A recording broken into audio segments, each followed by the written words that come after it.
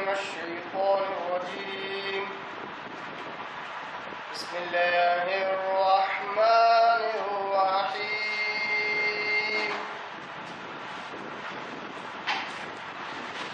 يا أيها الذين آمنوا إن جاءكم فاسق بنبأ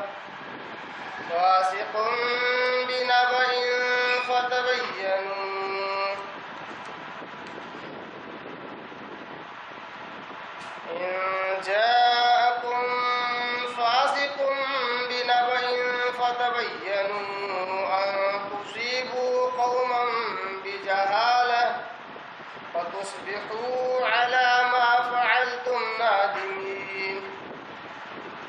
صدق الله العظيم. نحمده ونصلي على رسوله الكريم. اما بعد. تمام قسم کی حمد و ثنا، تعریف، کبریائی، بڑائی اسے اللہ وحدہ لا شریک کے لیے لائق اور زیبا ہے، جو ساری کائنات کا خالق، مالک، میرا اور آپ کا مربی ہے. اسے اللہ کے لیے ساری تعریفیں ہیں جو غفور ہے، غفار ہے، کریم ہے، ستار ہے. بعد اس کے آپ کے میرے آقا اور جہاں کے سردار الانبیاء پر کروڑا کروڑ انبی نبی شمار السلام صلی اللہ علیہ محمد وآلہ وسلم. قابل احترام بزرگوں، عزیز دوستوں، نوجوان ساتھیوں، تمہیداً طور پر میں نے قرآن مجید کی ایک آیت میں نے تلاوت کی ہے، اور وہ آیت سورہ حجرات سورہ نمبر 50 کی آیت نمبر 6 ہے. اس میں اللہ تعالیٰ کہتا ہے، یا ایھا الذین آمنوا، اے وہ لوگوں جو ایمان لائے ہو، ان جاءکم فاسق، کہ اگر تمہارے پاس کوئی فاسق اور فاجر آئے، بنبأ، کوئی خبر لے کر، اگر کوئی فاسق اور فاجر تمہارے پاس کوئی خبر لے کر آئے، فتبینوا، تو اس کی تحقیق کر لیا کرو، ان تصیبوا قوما بجہالہ، ایسا نہ ہو کہ نادانی میں کسی قوم کو ایذا پہنچاؤ، وتصبحوا علی ما فعلتم نادمین، اور پھر بعد میں تم ندامت کرو. یہ جو آیت نمبر 6 سورہ حجرات کی، محدثین رحمۃ اللہ نے حدیث کی احادیث کی جمع و تدوین میں اور اس کے اصول و ضوابط میں اس آیت کو بڑا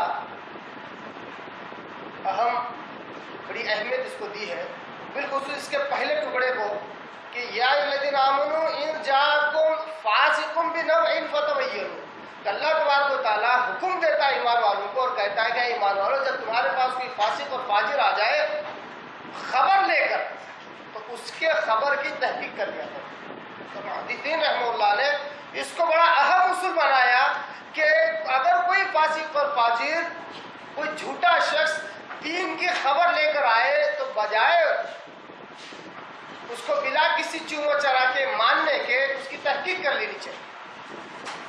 آئیے اسی آیت کو بنیاد بناتے ہوئے آج ہم جس عنوان کے یہاں جمع ہے اس عنوان کو سمجھنے کی کوشش کرتے ہیں. اور وہ عنوان ویسے تو بڑا ہی بسیط، بڑا ہی وسعت والا ہے. اس کم وقت میں اس پر تبصرہ کیا جائے، روشنی ڈالی جائے، یہ بہت ہی محال اور مشکل کام ہے، مگر انشاءاللہ کوشش کریں گے کہ اس مشکل اور مشکل ترین چیز کو ہم بآسانی، عام فہم، in general sense, in common sense ہم اس کو سمجھنے کی کوشش کریں گے، تاکہ ہر عام و خاص اس ٹیکنیکل سبجیکٹ کو، اس ٹیکنیکل ٹاپک کو سمجھ سکیں. ٹاپک کیا ہے؟ ٹاپک ہے، عنوان ہے ضعیف اور موضوع احادیث کا تعارف. ضعیف اور موضوع احادیث کا تعارف. اس کی ضرورت ہمیں کیوں پیش آئی؟ اس عنوان کو سمجھنے کی ہمیں ضرورت کیوں پیش آئی؟ اس لیے کیونکہ احادیث کا تعلق براہ راست دو جہاں کی سرکار سے ہے، حضرت محمد مصطفیٰ صلی اللہ علیہ وسلم سے ہے۔ ہو سکتا ہے ایک شخص قرآن کے نام پر جھوٹ بولنے سے ہچکچائے، مگر نبی کے نام پر جھوٹ بولنے سے نہ ہچکچائے، یہ ممکن ہے۔ ویسے تو آج کل کے تجربات تو یہ بتلا رہے ہیں کہ آج لوگ جھوٹ بولنے میں نہ پیارے نبی صلی اللہ علیہ وسلم کا خیال رکھتے ہیں، نہ ہی اللہ رب العزت کا۔ جھوٹ بولنے میں دونوں کے نام سے جھوٹ بول رہے ہیں۔ اور چونکہ ہمارا عنوان جو ضعیف اور موضوع حدیث والا ہے، یہ براہ راست نبی کریم صلی اللہ علیہ وسلم سے جڑا ہوا ہے، کیونکہ احادیث کہتے ہی نبی صلی اللہ علیہ وسلم کی باتوں کو، نبی صلی اللہ علیہ وسلم کے قول، فعل اور عمل کو اور تقریر کو۔ اس لیے ہمیں یہ دیکھنا ہے کہ اس عنوان کی غرض و غایت کیوں ہے۔ اس تعلق سے میں دو حدیث آپ کے آگے رکھتا ہوں۔ متن عربی کا جو متن ہے وہ صحیح بخاری کا ہے، صحیح مسلم میں بھی ہے، اور بہت ساری حدیث کتابوں میں حدیث آئی ہے۔ صحیح بخاری حدیث نمبر 1291 1291۔ اس حدیث کے راوی حضرت مغیرہ رضی اللہ تعالیٰ عنہ ہے، وہ کہتے ہیں سمعت النبی صلی اللہ علیہ وسلم، میں نے اللہ کے نبی صلی اللہ علیہ وسلم سے سنا، یقول، وہ کہتے تھے، ان کذبا علی لیس ککذب علی احد۔ یہ بات آپ صلی اللہ علیہ وسلم نے 1450 سال پہلے صحابہ اور صحابہ کے ساتھ جو لوگ بیٹھا کرتے تھے مخاطب ہو کر کہا کہ دیکھو سن لو، ان کذبا علی، بے شک مجھ پر جھوٹ بولنا، میرے نام سے جھوٹ بولنا، لیس ککذب علی احد، کسی اور کے نام سے جھوٹ بولنے جیسا نہیں ہے، کسی عام انسان کے نام سے جھوٹ بولنے جیسا نہیں ہے، کہ میرے نام سے جھوٹ بولنا بہت بڑا گناہ ہے۔ کوئی شخص یہ نہ سمجھے کہ میرے نام سے جھوٹ بولنا کسی عام انسان کے نام سے جھوٹ بولنے کی طرح ہے، ایسا بالکل نہیں ہے۔ من کذب علی متعمدا، اگر کوئی شخص مجھ پر جھوٹ بات گھڑے، میرے نام سے جھوٹ کہے، متعمدن، جان بوجھ کر، یعنی اس کو معلوم ہے کہ یہ بات میری نہیں ہے، پھر بھی میرے نام سے بیان کرے، اس کو معلوم ہے کہ یہ حدیث صحیح نہیں ہے، پھر بھی نبی صلی اللہ علیہ وسلم کا نام لے کر بیان کرے، اس کو معلوم ہے کہ یہ حدیث من گھڑت ہے، پھر بھی میرے نام سے اگر وہ اس بات کو بیان کرے، آپ سب کہتے ہیں فَلْيَتَبَوَّأْ مَقْعَدَهُ مِنَ النَّارِ، تو اس کو چاہیے کہ وہ اپنا ٹھکانہ جہنم میں بنا لے، گویا کہ اس کا ٹھکانہ جہنم میں بن جاتا ہے۔ جو نبی صلی اللہ علیہ وسلم کے نام سے جھوٹ بولے جان بوجھ کر، انجانے میں تو انجانے، غلطی تو غلطی ہے، مگر جس کو معلوم ہے کہ یہ حدیث صحیح نہیں ہے، یہ حدیث ضعیف ہے، یہ حدیث موضوع اور من گھڑت ہے، پھر بھی نبی کے نام سے اگر بیان کرے تو آپ صلی اللہ علیہ وسلم کہتے ہیں اس کو چاہیے کہ اس کا ٹھکانہ، وہ اپنا ٹھکانہ جہنم بنا لے۔ اسی طرح صحیح بخاری کا حدیث نمبر 106 کے اندر علی رضی اللہ تعالیٰ عنہ سے مروی ہے، وہ کہتے ہیں قال نبی صلی اللہ علیہ وسلم، اللہ کے نبی صلی اللہ علیہ وسلم نے فرمایا، لا تکذبوا علی، لوگوں مجھ پر جھوٹ نہ کرو، میرے نام سے جھوٹ نہ بولو، فإنہ من کذب علی فلیلج النار، بے شک جو مجھ پر جھوٹ بولتا ہے وہ جہنم میں داخل کیا جائے گا، جہنم سے دو چار ہو جائے گا۔ لوگوں میرے نام سے جھوٹ نہ بولو، کیونکہ جو میرے نام سے جھوٹ بولتا ہے وہ اس کا ٹھکانہ جہنم ہوتا ہے۔ ان دونوں احادیث سے کیا معلوم ہوا کہ نبی کریم صلی اللہ علیہ وسلم کے نام سے جھوٹ بولنا گویا کہ براہ راست ڈائریکٹلی جہنم میں اپنا ٹھکانہ طے کرنا ہے، جہنم میں اپنا ٹھکانہ بنانا ہے۔ اب ہمیں جو چیزیں سمجھنی ہے، آئیے اس کی طرف بڑھتے ہیں۔ سب سے پہلے ہم موضوع حدیث کس کو کہتے ہیں اس کو سمجھتے ہیں۔ موضوع میم واو وال واو اور عین، موضوع پہلے اس کو سمجھتے ہیں. میں آپ کے آگے وہ اسٹیپس رکھتا ہوں جس کے ذریعے سے ہم یہ ساری باتیں اسٹیپ بائی اسٹیپ مرحلہ مرحلہ ہم سمجھنے والے ہیں. پھر ان اسٹیپس کے حساب سے میں آپ کے آگے اس کاروان علم کو لے کر چلتا ہوں. سب سے پہلے ہم موضوع حدیث کے تعلق سمجھیں گے, پھر اس کے بعد ضعیف حدیث کس کو کہتے ہیں اس کو سمجھیں گے, پھر اس کے بعد چاہو یا نہ چاہو ہم صحیح حدیث کے تعلق سمجھیں گے, کیونکہ ضعیف حدیث ہے موضوع حدیث کو سمجھنے کا مقصد ہی ہمارا یہ ہے کہ صحیح حدیث کی اہمیت ہماری نگاہ میں آ جائے. تو صحیح حدیث کہتے کس کو ہے اس کو بھی ہم سمجھیں گے. تیسرے نمبر پر موضوع حدیث میں ہم کیا کچھ سمجھیں گے. موضوع حدیث میں ہم موضوع حدیث کی تعریف سمجھیں گے. اس میں بہت سارے کچھ ٹیکنیکل اور اصطلاحی الفاظ استعمال کرنا پڑتا ہے. کوشش کروں گا کہ ان الفاظ کو استعمال کرتے ہوئے ان کا عام فہم معنی بھی بیان کر دوں تاکہ ہر عام و خاص کو یہ الفاظ سمجھ میں آ جائے. تو سب سے پہلے موضوع جو لفظ ہے یا موضوع حدیث جو کہتے ہیں اس کی اصطلاحی تعریف کیا ہے وہ ہم دیکھیں گے. پھر اس کے بعد موضوع حدیث کو بیان کرنے کا حکم کیا ہے. موضوع حدیث کو بیان کرنے کا حکم کیا ہے. پھر اس کے بعد موضوع حدیث بیان کرنے میں لوگوں نے یا وضاعین کہتے ہیں یعنی جو حدیثیں گھڑتے ہیں انہوں نے کیا اسلوب اور کیا طریقے انہوں نے استعمال کیے, کیسے انہوں نے جھوٹی حدیثیں گھڑی. موضوع مطلب جھوٹی من گھڑت, کیسے گھڑی, کون سا اسلوب اور کون سے طریقے سے. پھر اس کے بعد ہم دیکھیں گے کہ موضوع حدیث کی پہچان کیسے ہوتی ہے, ہمارے تمہارے لیے نہیں محدثین کے لیے. محدثین رحمہ اللہ کسی موضوع حدیث کو کیسے پہچان دیتے ہیں.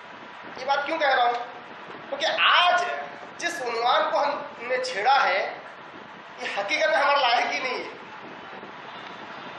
کیوں لائق نہیں ہے؟ کیونکہ وہ دور گزر چکا جس میں موضوع کیا ضعیف صحیح جو سب پرکھا جاتا تھا وہ زمانہ گزر چکا.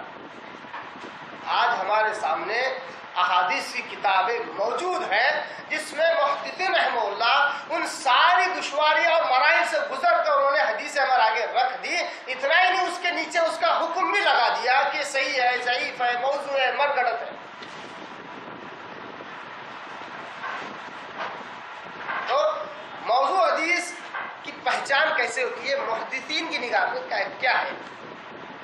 اس کے بعد ہم دیکھیں گے کہ وضع کے اسباب یعنی حدیثیں گھڑنے کے اسباب کیا ہیں اور واضعین کی قسمیں کتنی ہیں, یعنی حدیثیں گھڑنے والوں کی قسمیں کتنی ہیں. اور کہا جائے تو یہی وہ اصل عنوان ہے جس کے تحت میں سمجھتا ہوں کہ آج کا ہمارا درس ہونا چاہیے, آج کا ہماری تربیتی کیمپ ہونا چاہیے. اگر کہا جائے تو کیا کہ حدیثیں گھڑنے کے اسباب کیا ہیں, جھوٹی حدیثیں گھڑنے کے اسباب کیا ہیں, یہ بڑا اہم نکتا ہے. تو پہلے موضوع حدیث جو ہے اس کو میں اس کی ابتدا کرتا ہوں. پھر جب ضعیف پر جب پہنچوں گا تو ضعیف کو کس طرح سمجھیں گے وہ سمجھا دوں گا. پھر اس کے بعد جب صحیح پر جب پہنچیں گے تو صحیح کو کس طرح ہم سمجھیں گے اس کے بھی اسٹیپس اور مراحل آپ کے آگے رکھوں گا. چونکہ وقت کم ہے ساری باتیں اس کم وقت میں سمیٹ کر آپ کے آگے رکھنی ہے. تو آئیے سب سے پہلے بڑھتے ہیں موضوع کی طرف, موضوع حدیث کی طرف کہ موضوع حدیث کیا ہے. عربی زبان میں لفظ موضوع یہ وضع سے بنا ہوا ہے. وضع کے معنی گرنے کے ہیں, وضع کے معنی گرنے کے. بعض جگہ پر وضع کے معنی اٹھانے کے بھی لیے جاتے ہیں اور حقیقت میں وضع کے معنی گرنے کے ہیں. جیسا کہ اردو میں ایک مشہور لفظ استعمال کرتے ہیں وضع حمل. وضع حمل یعنی ابارشن جس کو ہم انگلش میں کہتے ہیں. وضع حمل یعنی حمل گر گیا, ابارشن ہو گیا. یہ ہے اس لفظ کا معنی عربی میں. اس کی اصطلاحی تعریف کیا ہے؟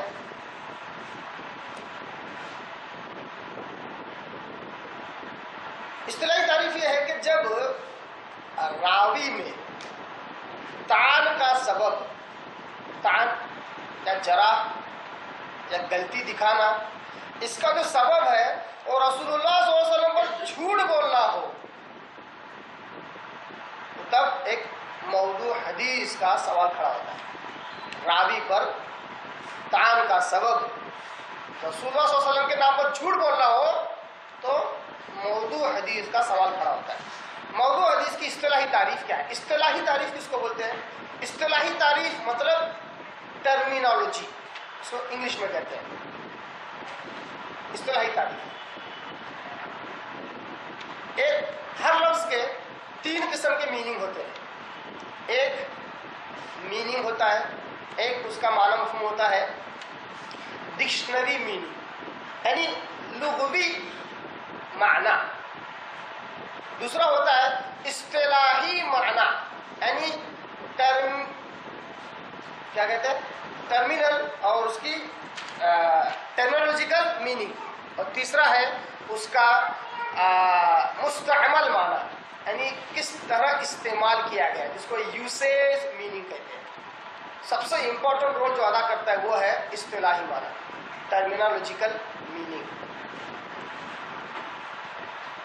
اگر کوئی لفظ اصطلاح بن جاتا ہے، ٹرمینالوجی بن جاتا ہے، تو وہ وہی معنی دیتا ہے بجائے لغوی معنی اور مستعمل معنی دینے کے۔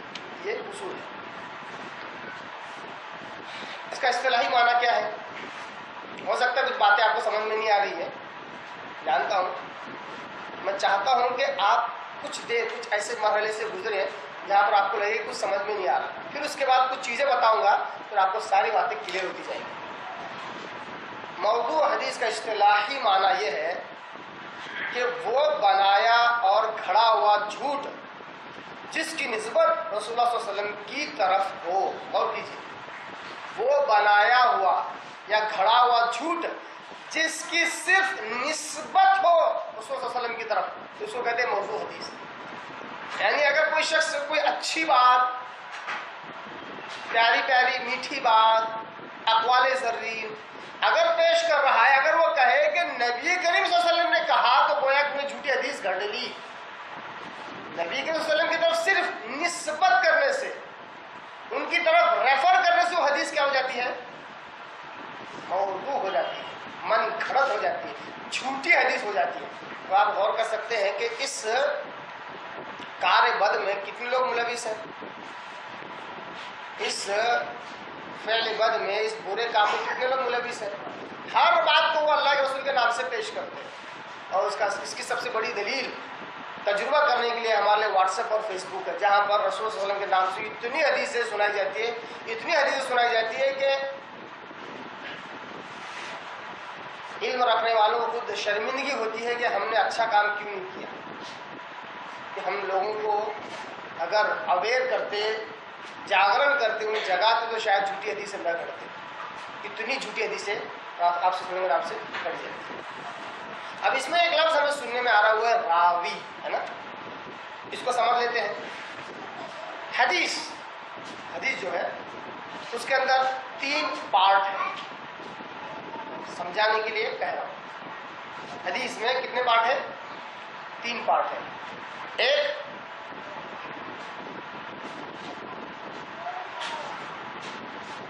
ایک جو پارٹ ہے وہ ہے سند، اور دوسرا جو پارٹ ہے وہ ہے متن۔ سند جو بنتی ہے وہ راویوں کی وجہ سے بنتی ہے۔ سند جو بنتی ہے وہ کس کی وجہ سے بنتی ہے؟ راویوں کی وجہ سے۔ اب سند کہتے کس کو؟ پہلے یہ سمجھ لیتے ہیں، پھر متن کو سمجھیں گے، پھر راوی کو سمجھیں گے۔ سند کس کو کہتے ہیں؟ میں اس کے لیے ایک مثال دیتا ہوں۔ مثال یہ ہے کہ آپ کو پتا ہے کہ نبی صلی اللہ علیہ وسلم کا جو دور تھا وہ تو دور نبوی ہے، آپ صلی اللہ علیہ وسلم حیات ہے، زندہ ہے۔ آپ صلی اللہ علیہ وسلم کے جو براہ راست شاگرد ہیں وہ کون ہیں؟ صحابہ رضی اللہ تعالیٰ عنہ۔ لیکن صحابہ کے بھی ایک دور خاص تھا، تب جب آپ صلی اللہ علیہ وسلم کا انتقال ہو گیا، تو آپ صلی اللہ علیہ وسلم اس سرائے فانی سے کوچ کر گئے، जब आप सल्लल्लाहु अलैहि वसल्लम की वफात हो गई तो सहाबा का भी दौर था करीब करीब 1 सदी के करीब, इसमें सिर्फ सहाबा दीन की मेहनत करते और सहाबा के बराह रास्त शागिर्द उस दीन का इल्म हासिल करते। सहाबा का दौर, नबी का दौर, सहाबा का दौर। सहाबा के बराह रास्त शागिर्द कौन है? ताबईन रहमहुल्लाह, यानी जिन्होंने इत्तिबा की सहाबा की। ठीक है, ताबईन के बराह रास्त शागिर्द वो है तबअ ताबईन या तबउल इत्तिबा भी कहते हैं उन्हें, तबउल इत्तिबा या तबअ ताबईन। आमतौर पर उर्दू में हम तबअ ताबईन कहते हैं और हदीस की इस्तिलाह में तबउल इत्तिबा, यानी ताबई की इत्तिबा करने वाले, तबअ ताबईन। अगर ये 3 चीजें समझ में आ गई है तो चौथा हम ले लेते हैं मुहद्दिस। क्या लेते हैं चौथा? मुहद्दिस, जिन्होंने हदीस की किताबें लिखी। ये सिर्फ मिसाल है समझाने के लिए, हाँ, जरूरी नहीं कि ऐसा ही हो, सनद बतलाने के लिए मिसाल दे रहा हूं। चौथे नंबर पर कौन है? आप सल्लम का दौर, सहाबा का दौर, ताबईन का दौर, तबे ताबईन का दौर, उसके बाद मुहद्दिस। 4 तो पकड़ ही रहा हूं। मुहद्दिस, मुहद्दिसों ने हदीस की किताबें लिखी। हदीस की किताब मुहद्दिस ने लिखी कैसे? एक मुहद्दिस वो पहुंचते हैं तबे ताबई के पास, एक नाम है, फर्ज कर लीजिए, ठीक है, कोई भी एक नाम अपने ध्यान में लाइए, एक नाम है। वो उनसे पूछते हैं कि आपने कौन सी हदीस सुनी? तो वो कहते हैं मैंने फलां हदीस सुनी है। किससे सुनी है? तो एक ताबई का नाम लेते हैं, कहते हैं वो मेरे फलां उस्ताद है, ताबई है, मैंने उनसे वो हदीस सुनी है। ताबई से जब मुलाकात होती है, एक मुहद्दिस तबे ताबई से और ताबई से मुलाकात कर सकते हैं। यहाँ तक कि एक मुहद्दिस सहाबी से भी मुलाकात कर सकते हैं, सहाबी से भी मुलाकात हो सकती है, सिर्फ आप वसल्लम से मुलाकात नहीं होती। जिन्होंने हदीस किताबें लिखी उनकी बात कर। तबे ताबई से पूछा, उन्होंने ताबई का नाम बतलाया। ताबई से पूछा, उन्होंने सहाबी का नाम बतलाया। सहाबी पर किसी किस्म की जरा नहीं होती है, नहीं किसी किस्म की तालीम, मतलब सहाबी पर उंगली तक नहीं उठा सकते। उनके तरफ से ये लिखा गया कि उनका रुतबा जरा तादिल के ऊपर है। अगर ताबई सहाबी का नाम ले ले तो मामला खत्म हो जा रहा है। यहाँ तक बात समझ में आई? मुहद्दिस ने तबे ताबई का नाम, उसमें ताबई का नाम, ताबई ने सहाबी का नाम, सहाबी ने आप सल्लम का नाम, ये बन गई आप सल्लम तक उसका इत्साल हो गया, वो वहां तक पहुंच गई। गोया कि वो हदीस मरफू कहलाई, आज जिसमें जो हदीस आप सल्लम के नाम तक पहुंचाई गई वो हदीस मरफू है। इसको कहते हैं सनद। एक एक जो नाम है इसमें, एक्स ने ए ने बी से सुना, बी ने सी से सुना और सी ने डी से सुना, ये जो नाम है ना, इस एक एक नाम को कहते हैं रावी। जो रिवायत करे उसको कहते हैं रावी, है ना। जैसा हदीस के अल्फाज क्या रहते हैं? तबे ताबई क्या कहते हैं? मैंने हदीस सुनी है फला बिन फला से, जो कि ताबई रहते हैं, वो क्या बोलते हैं? मैंने हदीस सुनी है फला बिन फला से, यानी वो सहाबी होते हैं। सहाबी कहते हैं मैंने हदीस सुनी है अन रसूलुल्लाह सल्लल्लाहु अलैहि वसल्लम, अल्लाह के रसूल सल्लल्लाहु अलैहि वसल्लम से मैंने हदीस सुनी है। ऐसे अल्फाज होते हैं। तो एक एक शख्स जो है वो क्या है, एक एक कड़ी क्या है, वो कड़ी है ना, ये जंजीर है, उसकी एक एक कड़ी जो है वो रावी कहलाती है। और इन रावियों की जो कड़ी बन रही है वो कड़ी क्या कहलाती है? सनद। अब ये सनद जब पूरी हो जाती है उसके बाद जो वो बात बयान करते हैं, जिसको कंटेंट कहते हैं, उसको मवाद कहते हैं, वो है मतन। वो क्या है? मतन मतलब असली हदीस, जो आमतौर पर आज हम और आप इस्तेमाल कर रहे हैं। सनद की तरफ कोई नहीं जाता क्योंकि वो दौर नहीं है। रावी समझ में आ गया, सनद समझ में आ गई और मतन समझ में आ गया। कि सारी तबदो, यानी रावी कौन है, किसने किससे सुना, कब पैदा हुआ, कब मरा, उसका उस्ताद कौन है, उसका शागिर्द कौन है, उसका बाप कौन है, उसका बेटा कौन है, उसके भाई कितने थे, उसकी बहनें कितनी थी, कितनी शादियां हुई थी, ये जो रावी की जो तहकीक जो की जाती है इसको फने अस्माउ रिजाल कहते हैं। यानी रावियों के नामों के ताल्लुक से जो स्टडी की जाती है वो फने अस्माउ रिजाल है। یہ سب کیوں کر رہے ہیں محدث رحمہ اللہ؟ صرف اس لیے کہ یہ جاننا ہے کہ یہ جو متن ہے، یہ جو حدیث کا کنٹینٹ ہے، کہ کیا واقعی یہ آدھو سلم سے ثابت ہے. صرف اتنا پرکھنے کے لیے ان کو پیڑھی در پیڑھی ایک ایک شخص کی تحقیق کرنی پڑ رہی ہے. اتنا ہی نہیں، صرف ایک شخص کی نہیں بلکہ اس کے پورے خاندان کی تحقیق کر گزرتا ہے ایک محدث، صرف بات کو صحیح یا غلط پہچاننے کے لیے. باتیں سمجھ میں آ رہی ہے یا نہیں آ رہی ہے؟ سبھی کو آ رہی ہے.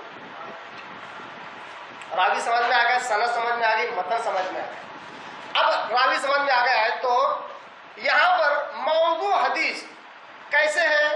کاغذ جس میں راوی، جس کا جو راوی ہے وہ کوئی بات بناتا ہے، گھڑتا ہے اپنی طرف سے اور منسوب کرتا ہے کس کی طرف؟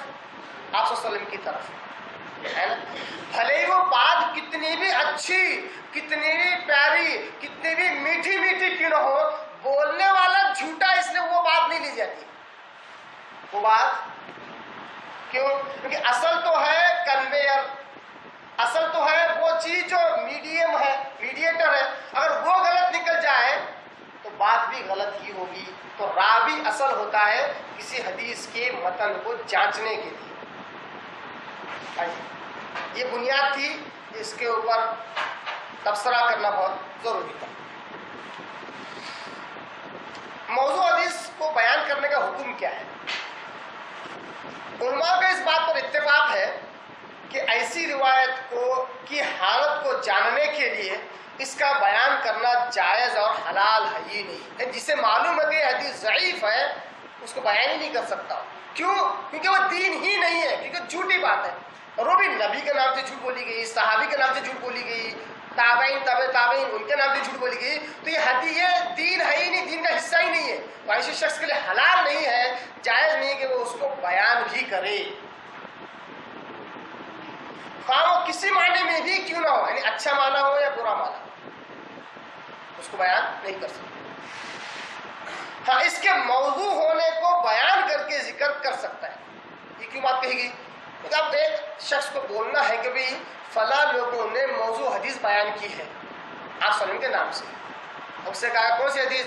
میں نے بولتا. کیوں؟ منع کیا گیا نہیں. اس کو مثال تو دینی پڑے گی کہ یہ موضوع حدیث ہے، فلاں نے گھڑی تھی. اس وقت کیا کرنا پڑتا ہے؟ اس وقت اس موضوع کا جو حکم ہے وہ بیان کر کے اس حدیث کو بیان کر سکتا ہے. دیکھو یہ موضوع ہے، یہ من گھڑت ہے، یہ جھوٹی ہے، سن لو. اس کے بعد اس حدیث کو بیان کر سکتا ہے، اس کا حکم مطلق ہے. وجہ کیا ہے اس کی؟ وجہ یہی ہے کہ آپ صلی اللہ علیہ وسلم نے حدیث میں کہا بخاری مسلم کی کہ من کذب علی متعمدا فلیتبوأ مقعده من النار. جس نے جان بوجھ کر مجھ پر جھوٹی بات گڑھی اس کا ٹھکانہ، اس کو معلوم ہے یہ جھوٹی حدیث ہے، موضوع من گھڑت حدیث ہے، پھر بھی آپ صلی اللہ علیہ وسلم کے نام سے نہیں بول سکتا. جہاں مثال دینی ہے، جہاں ضرورت ہے، جہاں علماء محدث نے مولا کو ضرورت پڑتی تھی، وہاں اس کو بیان کر دیتے اور کہتے کہ موضوع من گھڑت حدیث ہے. یہ بتلانا مقصود ہے، نہ اس سے دلیل پکڑی جاتی ہے، نہ وہ دین کا حصہ ہوتی ہے، نہ اس پر عمل کیا جاتا ہے. حدیث بنانے میں وضاعین یعنی حدیثیں گھڑنے والوں نے کیا اسلوب اور کیا طریقے اختیار کیے. یہ اس دو ہی اسلوب، دو ہی طریقے انہوں نے اختیار کیے. اس کو کیوں رکھ رہا ہوں آپ کے آگے؟ کیونکہ ہماری ڈیلی روٹین میں، عام روزمرہ زندگی میں ہم کو اس سے سابقہ پڑتا ہے. جھوٹی حدیثیں گھڑنے والوں نے دو طریقے استعمال کیے. پہلا طریقہ، کبھی واضع یعنی حدیث گھڑنے والا اپنی طرف سے کلام بناتا ہے، ایک اچھا پروورب، فریز، ایڈورب یا کہاوت، محاورہ، اقوال زرین، میٹھی میٹھی پیاری پیاری باتیں بناتا ہے.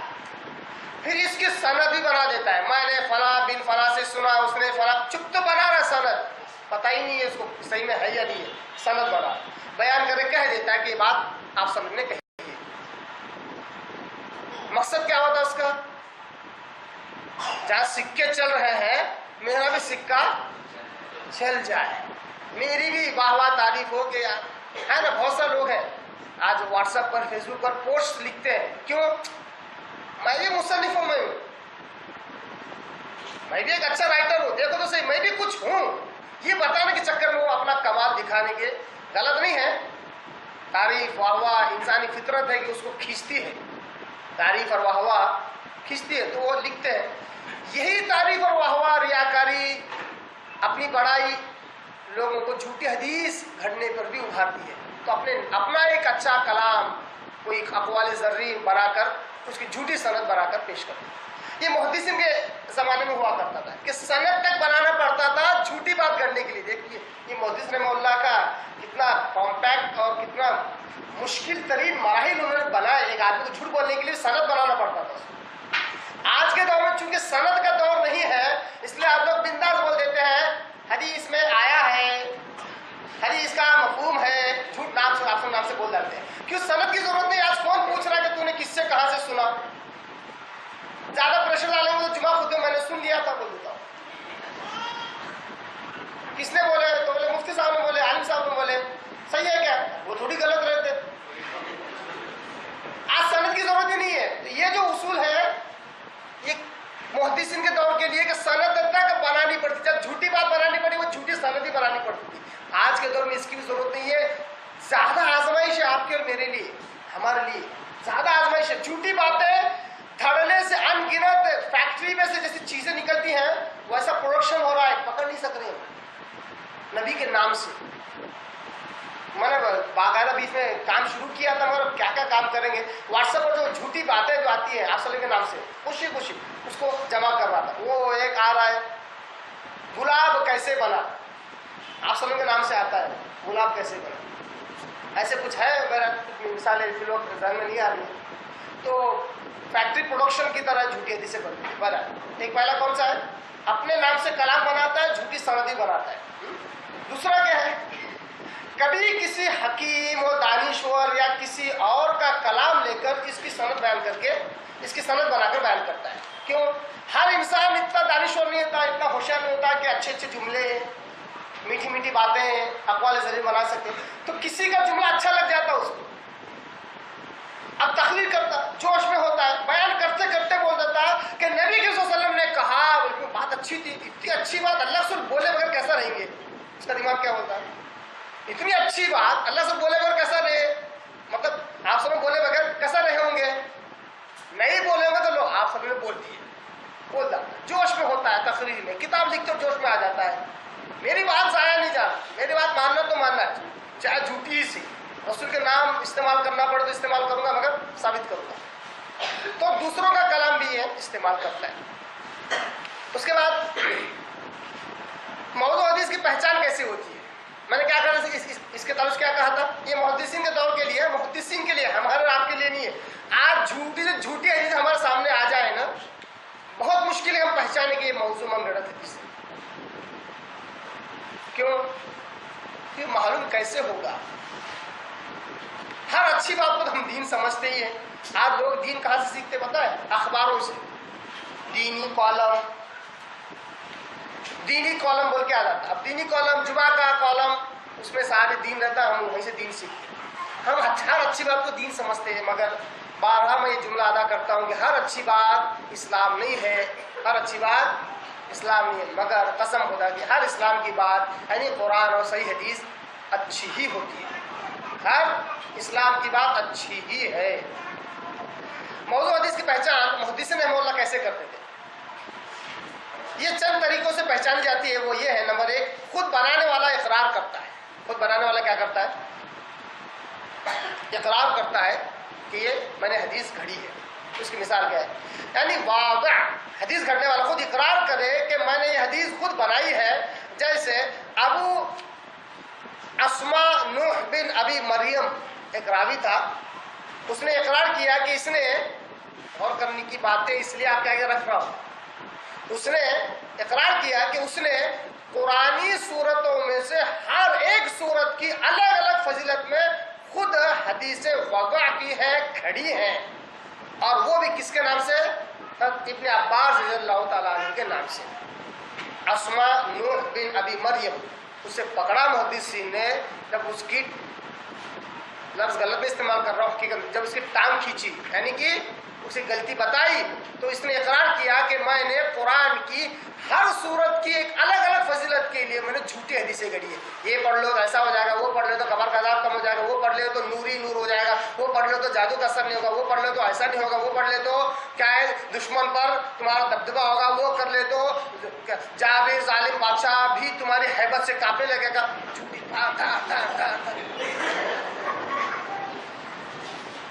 ایک شخص کا نام بھی دیا ہم نے, وہ راوی, اس نے اقرار کیا. ایک طریقہ یہ ہے, ہمارے لیے نہیں ہے, محدثین کرتے تھے. دوسرا طریقہ کیا ہے, وعدہ ایسی بات کرے جو اقرار میں شمار ہوتی ہو. جو حدیث گھڑ رہا ہے, دیکھو اس کو کہتے ہیں عقل مندی, اس کو کہتے ہیں فقاہت. بہت سارے لوگ ہیں جو یہ سمجھتے ہیں کہ محدث بولے تو کون, نقالی کرنے والا, کاپی پیسٹ کرنے والا, اس کو تھوڑی عقل رہتی, سمجھتا تھوڑی, نقل و عقل نہیں ہوتی بولتے نا. تو محدث کے تعلق سے کیا بولتے ہیں, محدث حدیث جمع کرنے والے یہ نقالی ہوتے ہیں, صرف دیکھتے اچھا ایسا ہے کیا, سمجھتا کچھ نہیں. بہت بڑا الزام ہے محدثین پر رحمۃ اللہ پر. اس کی سب سے بڑی دلیل کیا ہے, دیکھو وعدہ کرنے والے سے ایسی کوئی بات کا اقرار ہو جس سے یہ ثابت ہو جائے کہ اس نے حدیث گھڑی ہے. وعدہ ایسی بات کرے جو اقرار میں شمار ہوتی ہو, یعنی کہ اس طرح کہ وہ کسی شیخ سے حدیث بیان کرے, کہے کہ میں نے فلاں جو حدیث ہے فلاں میرے شیخ سے سنی ہے, فلاں میرے استاد سے میں سنی ہے, یا فلاں بزرگ سے میں نے سنی ہے, فلاں تابعی سے یا تبع تابعی سے میں نے سنی ہے. جب اس سے اس بزرگ کی, اس شیخ کی تاریخ پیدائش پوچھی گئی کہ وہ کب پیدا ہوئی ہے, تو اس نے کہا, میں مثال دے رہا ہوں, اس نے کہا 1960 میں پیدا ہوئی ہے. کیا کہا اس نے, 1960 میں پیدا ہوئی. تو اس کی تاریخ وفات سے بھی بعد کی تاریخ وہ بیان کرے, یعنی ان کی وفات ہی ہوئی ہے 1950 میں. حقیقت میں وہ جو بزرگ ہے جس کا نام لے کر جھوٹ بات کرنے کی کوشش کر رہا ہے, ان کی وفات ہی 1950 میں. اس سے پوچھا گیا اچھا بیٹا بتا تو ذرا کب پیدا ہوئے تھے, وہ تو کہا 1960 میں. ارے 10 سال پہلے انتقال ہو گیا تو جھوٹ بول اپنے نام سے حدیثیں گھڑ رہا. یہ اب آپ بتاؤ یہ بغیر عقل کے کام ہوتا ہے. تو گویا کہ محدث فقیہ ہوا کہ نہیں ہوا, سمجھداری. یہ صرف سند میں نہیں, راویوں میں فقاہت نہیں, ان کی متن میں بھی کافی فقاہت تھی, کافی سمجھداری تھی, تفقہ تھا ان کا. آج ہے نا کسی ایک امام کو, کسی ایک شخص کو بڑا بنانے کے لیے باقی سب کو خالی محدث بنا دیے اور ایک کو فقیہ بنا دیے. یہ ہماری کم علمی کا اظہار ہے کہ ہم دین کے معاملے میں کتنے گرے ہوئے ہیں علمی اعتبار سے, کہ ایک امام کو بڑا بنانے کے سب کو محدث بنا دیے. جیسا امام ابو حنیفہ کو فقیہ کہتے ہیں, امام مالک, امام احمد بن حنبل, امام شافعی, یہ سب محدث تھے. اور واقعی ان کی حدیثی کتابیں ہیں, حدیث کتابوں سے محدث اور فقیہ نہیں, ایسا کیسا. اتنا نہیں, اللہ معاف کرے, باتیں بہت ادھر ادھر جا رہی ہے. بعض نے کہہ دیا کہ جو صحابی ہے ابو ہریرہ رضی اللہ تعالیٰ عنہ, وہ بھی فقیہ نہیں تھے, ان کو سمجھتے رہتے ہیں, سنتے تھے, خالی بولتے تھے, سنتے, سمجھتا رستا کبھی. صحابہ پر طنز کرنے والا یقین جانیے مسلمان نہیں ہوتا ہے, صحابہ پر انگلی اٹھانے والا مسلمان نہیں ہوتا. تیسری وجہ کیا ہے, راوی سے متعلق کوئی قرینہ ہو, یعنی جھوٹی حدیث سے کیسا معلوم کرے گا, راوی کے تعلق سے کوئی ایسی بات ہو جس سے سمجھ میں آ جائے کہ یہ حدیث جھوٹی ہے. جیسا کہ راوی رافضی ہو یا شیعہ ہو یا اہل بیت, رافضی شیعہ جو اہل بیت کی فضیلت میں حدیث بیان کرو, معلوم ہے یہ رافضی ہے, شیعہ ہے, اور اس سے جو حدیث مل رہی ہے وہ اہل بیت کی فضیلت میں مل رہی ہے, تو وہاں ڈبل کراس ہوا. رافضی ہے, اوپر سے اہل بیت کی فضیلت بیان کر رہا, مطلب یہ حدیث جھوٹی ہو سکتی ہے, کیونکہ یہ خود اہل بیت کی محبت میں اتنا اندھا ہوتا ہے کہ سب جھوٹ کی فرق اس کے اندر نہیں ہوتی ہے. 3 طریقے ہو گئے. چوتھا, حدیث میں کوئی قرینہ ہو اس قسم کا, یعنی حدیث چوتھے نمبر پہ لائے اس کو, یہی اصل نہیں ہے, چوتھا جو ہے یہی اصل نہیں ہے, یہ چوتھے نمبر پہ لائے اس کو, جو ہمارا آپ کے لیے بھی کام آ سکتا ہے. کیا ہے, مثلا حدیث کے الفاظ بد مزہ ہو یا پھسپھسا کلام ہو, کچھ بھی دم نہیں ہو اس میں, ایسے ہی بس جملہ ہے, یا وہ عقل سلیم کے خلاف جاتا ہوں، یعنی موٹی سی بات سمجھ میں آ رہی ہو، جیسے مثال کے طور پر مثال دے رہا ہوں، ایک شخص کہتا ہے کہ نبی صلی اللہ علیہ وسلم نے کہا کہ ضروری نہیں ہے کہ انسان ماں کے پیٹ سے ہی پیدا ہو. میں مثال دے رہا ہوں نا، حدیث نہیں کر رہا ہوں. اب یہ عقل سلیم کی بالکل خلاف جا رہی. کیوں؟ کیونکہ قسم خدا کہ ہر انسان پیدا ہوتا ہے ماں کے پیٹ سے، تبھی تو اس کو انسان کہیں گے. ابھی رسول کے نام سے اگر کہا گیا جائے تو یہ عقل سلیم کے خلاف ہو جائے. اسی طرح بالکل قرآن کے خلاف نظر آئے، قرآن کی باتوں کے خلاف، یہ موٹا اصول ہے اس لیے بیان کیا گیا، کامن سینس میں ہے، اصل سینس نہیں ہے. یہ قرآن کے خلاف ہونا اصل اصول نہیں ہے، کامن سینس کا اصول ہے کہ قرآن کے خلاف جو بات جا رہی ہے جو کہ عموم ہے، عام ہے، وہ حدیث من گڑت ہوگی. چوتھے نمبر پر آئیے، لوگوں نے اس کو پہلے نمبر پر لے کے گئے ہیں، بہت بڑی غلط فہمی ان لوگوں کی، حدیث کا علم نہیں ہے ان کے پاس. مجھے لگتا ہے اس کے 2 پارٹ کرنے پڑیں گے بہرحال، جب تک آپ سنیں گے انشاءاللہ بولتے رہیں گے. اب آگے بڑھتے ہیں ہم کہ وضع کے اسباب کیا ہے، حدیث گھڑنے کے اسباب کیا ہے، کن اسباب کی بنیاد پر، کن وجوہات کی بنیاد پر حدیثیں گھڑی گئی. کل کتنے اسباب ہیں؟ 5 اسباب ہیں. وہ بڑے زبردست ہیں. واقعی جو اللہ کے رسول سے خالص محبت کرتا ہے اس کو یہ بہت زبردست سمجھ میں آئیں گے اور بہت پرہیز کرے گا ان سے، لوگوں کو بچانے کی کوشش بھی کرے گا. جھوٹی حدیثیں گھڑنے کے اسباب کیا ہیں، کیوں جھوٹی حدیثیں گھڑی گئی. آج ہم مسلمانوں میں آج بھی جھوٹی حدیثوں کا بہت زیادہ چلن ہے، بہت زیادہ، بہت زیادہ. کیوں ہے؟ نمبر 1 سب سے پہلا ہے اللہ تعالیٰ کا قرب حاصل کرنے کے لیے جھوٹی حدیثیں گھڑی گئی. اللہ تعالیٰ کا قرب. ایک بندہ اچھی نیک نیتی سے جھوٹی حدیث گھڑ رہا، کیوں؟ اللہ خوش ہو جائے گا نا بھائی، نیک نیتی سے. ایسی احادیث بنانا جو لوگوں کو نیکی اور بھلائی میں ترغیب دلاتی ہیں. ایسے ہی وہ احادیث جو برے اور منکر افعال سے ڈراتی ہیں. ایسی احادیث بنانے والے وہ لوگ ہوتے ہیں جو زہد اور اصلاح کی طرف منسوب ہوتے ہیں، یعنی بڑے متقی پرہیزگار، اصلاح کا کام ان کا ہوتا ہے. دیکھیے آج کون لوگ ہمیں ملیں گے ایسے جھوٹی حدیثیں کرنے والے؟ مسلمانوں کے طبقوں پر آپ غور کیجیے. ان کا مقصد اللہ کا قرب حاصل کرنا، اللہ کو خوش کرنا، راضی کرنا ہوتا ہے. جھوٹی حدیثیں گھڑتے ہیں. یہ متقی پرہیزگار لوگ عام طور پر لوگوں میں جانے جاتے ہیں. ایسی حدیث بنانے والے وہ لوگ ہیں جو زہد اور اصلاح کی طرف منسوب ہوتے ہیں، جیسے کہ صوفیہ وغیرہ. یہ سب سے برے واضعین میں سے، سب سے برے جھوٹے حدیثیں کرنے والوں میں سے. کیوں؟ کیونکہ لوگ ان پر اعتماد کرتے ہوئے ان کی موضوع روایات کو قبول کرتے ہیں، جھوٹی حدیثوں کو، جھوٹی باتوں کو قبول کر لیتے ہیں.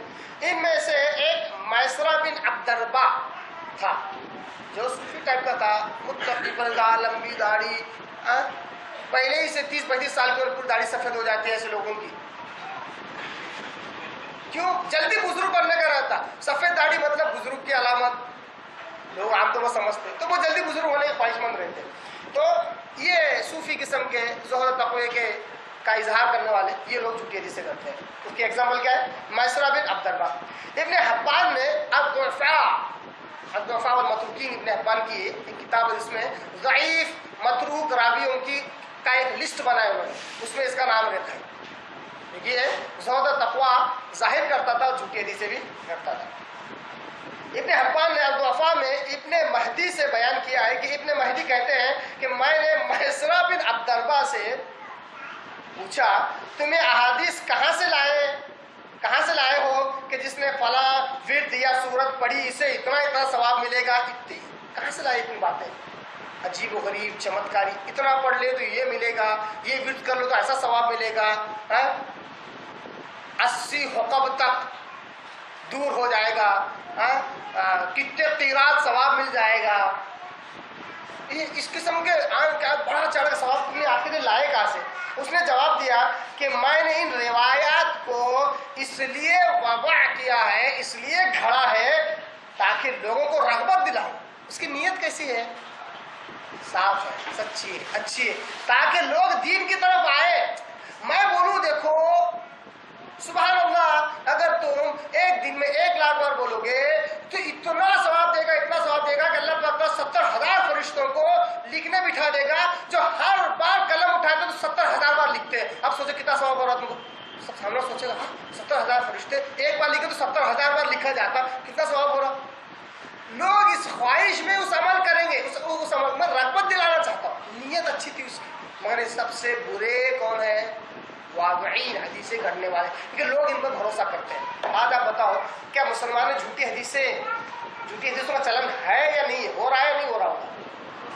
کیونکہ آج لوگ دین کا نام لے کر ہی دین کو پھیلا رہے ہیں، اور وہ یہ دیکھتے نہیں کہ یہ حدیث ثابت ہے یا نہیں ہے۔ اس لیے شیطان نے ان کو بڑا اچھا فارمولا بھی دے دیا، کیا؟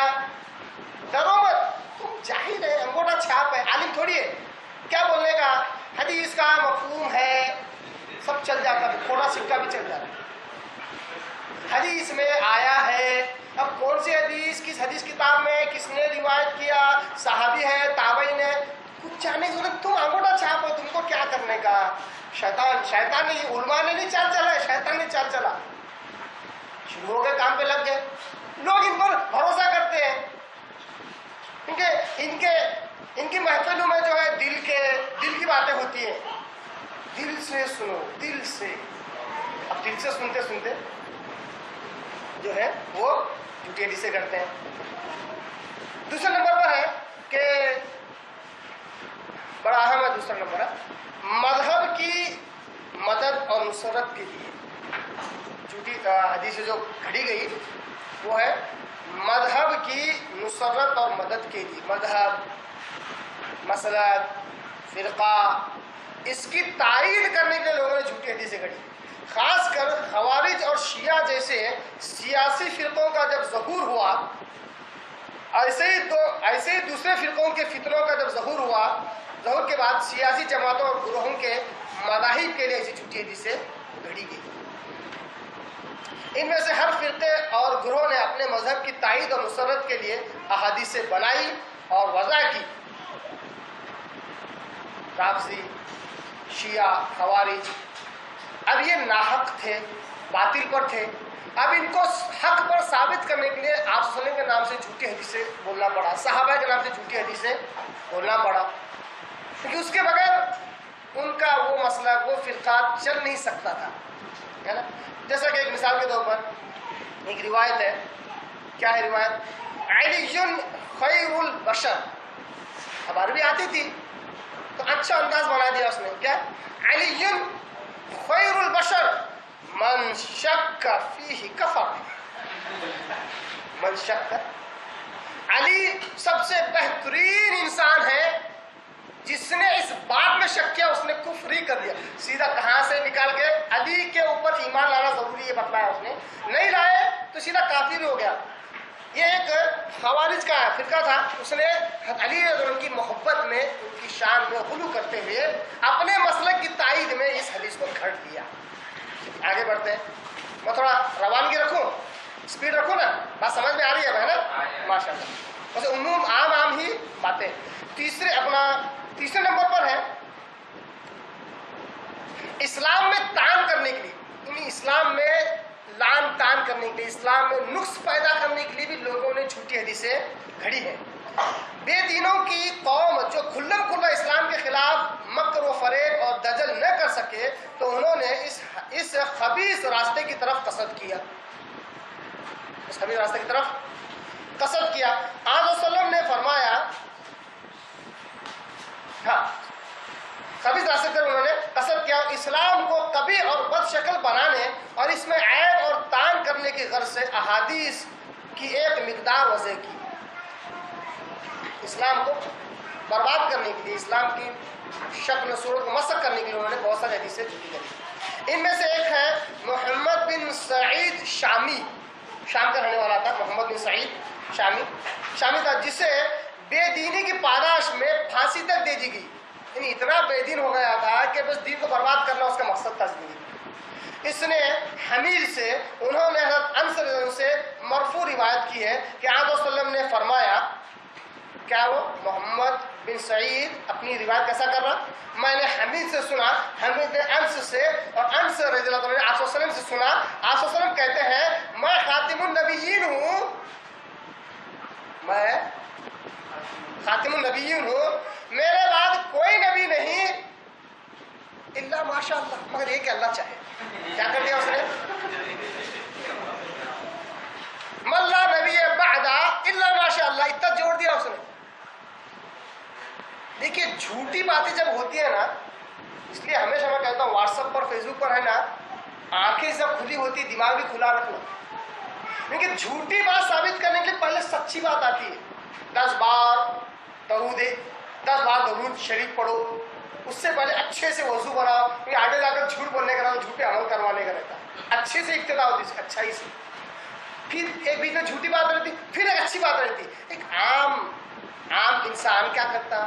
2-3 سچی باتیں، اس کا مطلب یہ بھی سچی ہے، جھوٹی بات کو سچا سمجھ لیتا۔ جیسا یہ کر رہا محمد بن سعید کیا کر رہا؟ آپ سب نے کہا کہ میں خاتم النبیین ہوں، میرے بعد کوئی نبی نہیں مگر یہ کہ اللہ چاہے۔ ایک چور راستہ کھول دیا اس نے تاکہ نبوت کا دعویٰ کرنے والے دعویٰ کر سکیں۔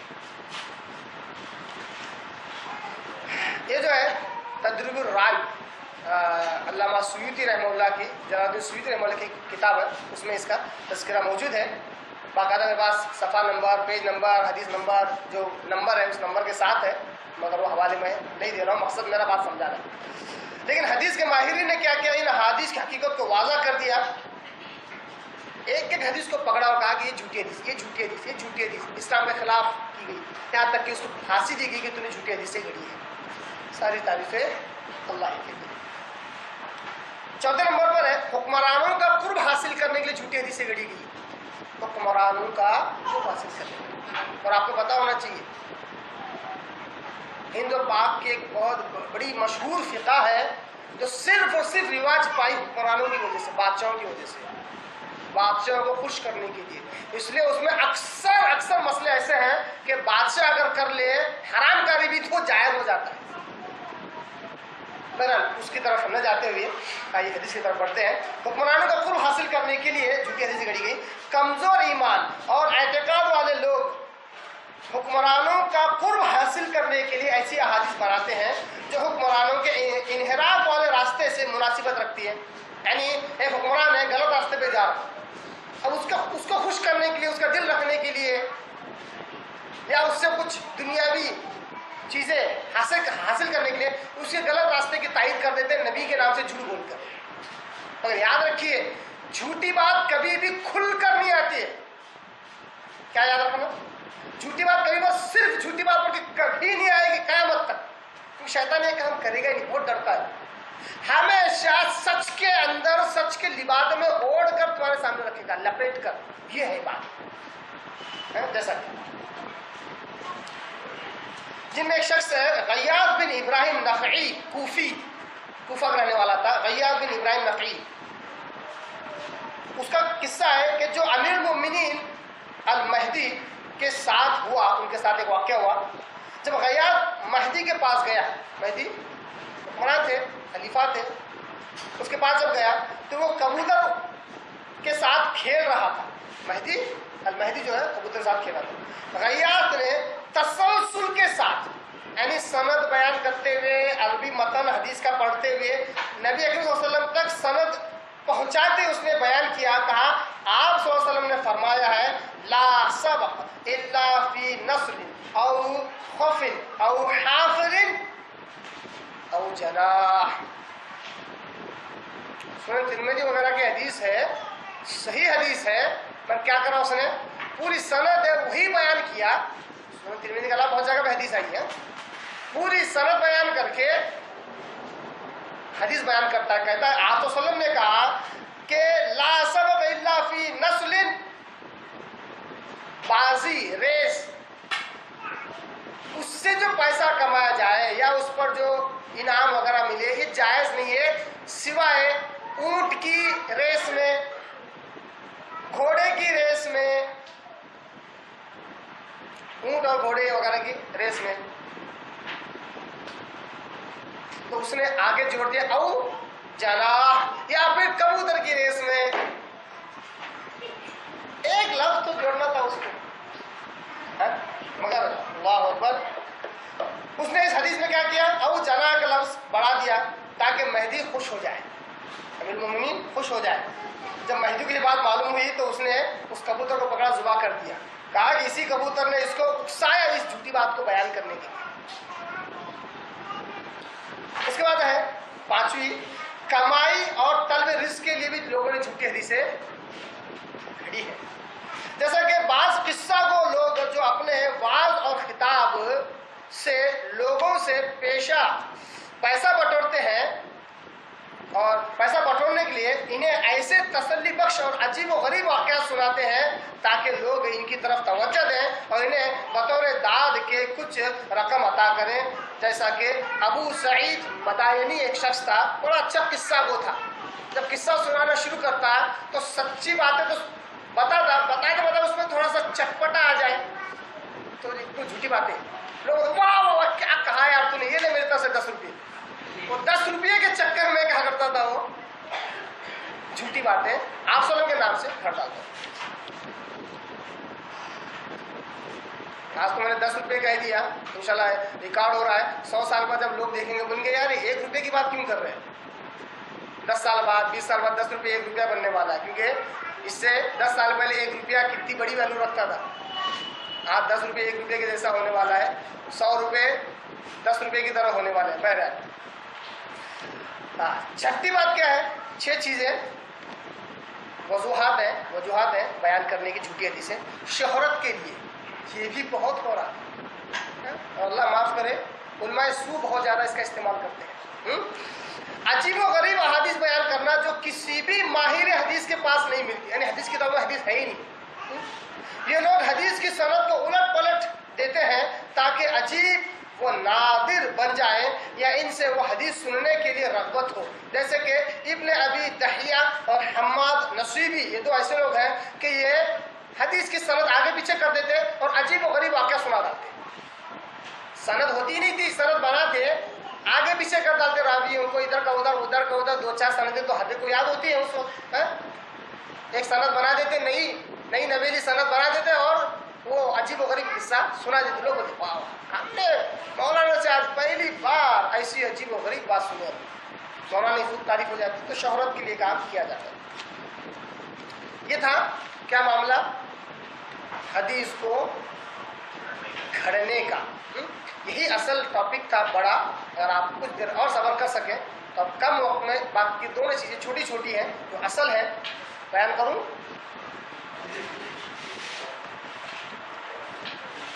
इसके बाद हम चलते हैं ज़ईफ़ की तरफ कि ज़ईफ़ हदीस क्या है। ये बड़ा अहम मसला है क्योंकि अक्सर लोग इसके ताल्लुक से बहुत बड़ी गलतफहमी है, अवाम भी और खवास भी। क्योंकि अवाम को जब कहा जाता है कि हदीस ज़ईफ़ है तो ऊपर से नीचे तक देखता और बोलता कि ज़ईफ़ हदीस जो है कमज़ोर कैसा रहती, हदीस जो है कमज़ोर कैसा रहती। और खवास में ये बड़ी गलतफहमी है, जिनको मैं बराह रास्त कहूँ तो उलमाए सू होते हैं, कहते हैं ज़ईफ़ हदीस, ये क्या टोला निकल गया, ये जो ज़ईफ़ हदीस कहते हो छोड़ देते हैं। क्या तुम्हारे माँ बाप बुढ़े हो गए तो घर से निकालते क्या होंगे, क्यों नहीं मानते ज़ईफ़ हदीस, मानो। तो अवाम और खवास दोनों में बड़ी गलतफहमी है ज़ईफ़ हदीस कहते किसको है। आइए मुख्तसर तौर पर इसको हम समझने की कोशिश करते हैं। ज़ईफ़ ज़ौफ़ से बना हुआ लफ्ज़ है, कमज़ोरी, ठीक है, इल्लत कमज़ोरी। इसकी इस्तिलाही तारीफ क्या है, टेक्निकल और टर्मिनोलॉजी क्या है इसकी ये है कि वो खबर जो हसन की खूबी और सिफत को जमा न कर पाए। इस उसूल को ज़रा इस तारीफ को, डेफिनेशन को गौर से सुने, क्योंकि हाल ही में एक बड़े आलिम से गुफ्तगू हुई, उसको यही नहीं पता है कि ज़ईफ़ का ताल्लुक बराह रास्त हसन से है, नहीं पता है उसको। वो सही से समझ रहा है, वो समझ रहा सही या ज़ईफ़, दो ही किस्में समझ रहा है। दोनों के बीच में कौन सी चीज़ है, हसन, है ना। तो वो खबर, वो रिवायत जो हसन की खूबी और सिफत को जमा न कर पाए, हसन की कुछ शराइत है, सही कुछ शराइत है, हसन की कुछ शराइत है, जो हसन की शराइत को जमा न कर सके, हसन की शर्तों में किसी एक शर्त उसमें मफकूद हो, غائب ہو تو وہ ضعیف کہلاتی ہے۔ اب یہ جو تعریف ڈیفینیشن سمجھ میں نہیں آئی ہوگی، ہم آگے بڑھتے ہیں اور ایک مثال دے دیتا ہوں تاکہ یہ بات، یہ مثال، یہ جو تعریف ہے یہ سمجھ میں آ جائے کہ کیسا حسن کی شرائط کو یا اسی خوبی تک نہیں پہنچ رہی ہے۔ حسن کے اندر، حسن کا حدیث ہوتی ہے، اس میں ایک راوی ہوتا ہے، وہ جو ہے حفظ کرنے میں، بات کو یاد رکھنے میں تھوڑا کچا ہوتا ہے، تھوڑا کچا۔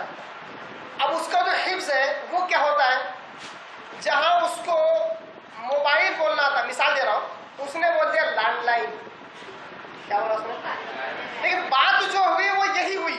اب آپ بتاؤ بات پہ کچھ اثر پڑا؟ بات کو کوئی اثر، بات ہی ہے، موبائل کے بجائے لینڈ لائن بول دیا۔ یہ کیا یہ حسن میں چل سکتا؟ کیونکہ یہ غلطی دوسری چیزوں سے معلوم ہو جاتا ہے کہ بھائی یہ غلطی ایسی غلطی ہے جس سے اثر نہیں پڑ رہا ہے متن پہ۔ ضعیف حدیث کے اندر یہ شرط بڑھ جاتی، یہ علت و کمزوری بڑھ جاتی۔ وہ بولتا بجائے موبائل سے سنا، وہ بولتا اللہ نے آ کے ڈائریکٹ سنا دیا، یہ ممکن نہیں ہے۔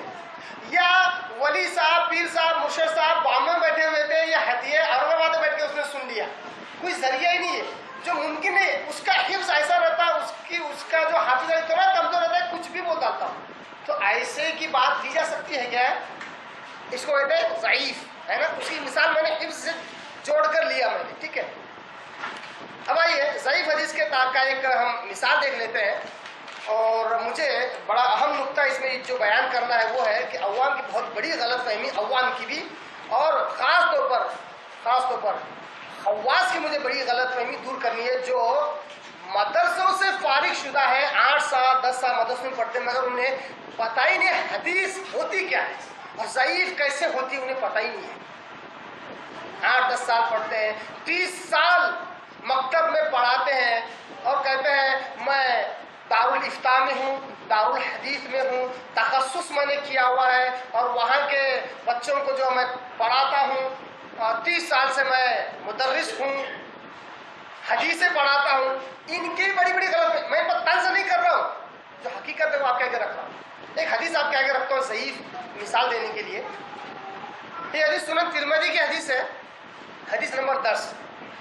میں اس کی سند پڑھ رہا ہوں، کیوں؟ اب ضعیف کا جو مسئلہ ہے تو سند، کہ جب لوگ سچے ہوں تو بات سچی، لوگ جھوٹے ہوں تو بات جھوٹی ہونے والی، یہ اصول ہے حدیث کا۔ حدیث کے صحیح اور غلط ہونے کا اصول کیا ہے؟ لوگ جن سے ہم تک بات پہنچی، اگر وہ سچے ہیں تو بات سچی، اگر وہ جھوٹے ہیں تو ہم تک بات جھوٹی ہے، ٹھیک ہے۔ اس لیے میں اس کی سند پڑھا۔ وقد روا هذا الحديث ابن لهيعة عن ابي الزبير عن جابر عن ابي قتادة انه راى النبي صلى الله عليه وسلم يبول مستقبل القبلة۔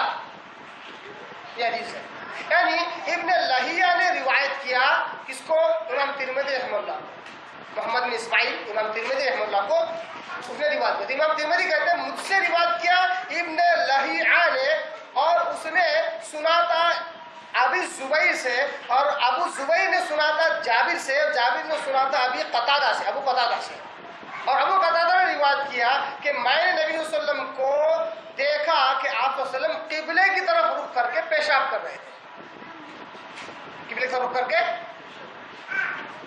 اب یہ حدیث ضعیف الاسناد ہے، یعنی یہ سند کے اعتبار سے ضعیف حدیث ہے۔ اب میں بہت بڑا غلط فہمی لوگوں کے درمیان یہ ہے، ہم بولتے ضعیف ہے، کیسے لوگ ہیں آپ حدیثوں کو جو سنن ترمذی میں آیا، امام ترمذی زیادہ شاعر کہ تم زیادہ شاعر ہیں؟ امام ترمذی اپنی حدیث کتاب میں لائے کہ نہیں لائے؟ ضعیف کیسے بولتے تم؟ اب انہوں نے لائے تو کچھ تو بات ہوں گی نا، اتنے بڑے محدث، اور تم کیا چھٹا جمعہ 2 کتابیں تم لوگوں نے پڑھ لی ہے، کیسے صحیح بولتے اس کو؟ اعتراض کرتے ہیں۔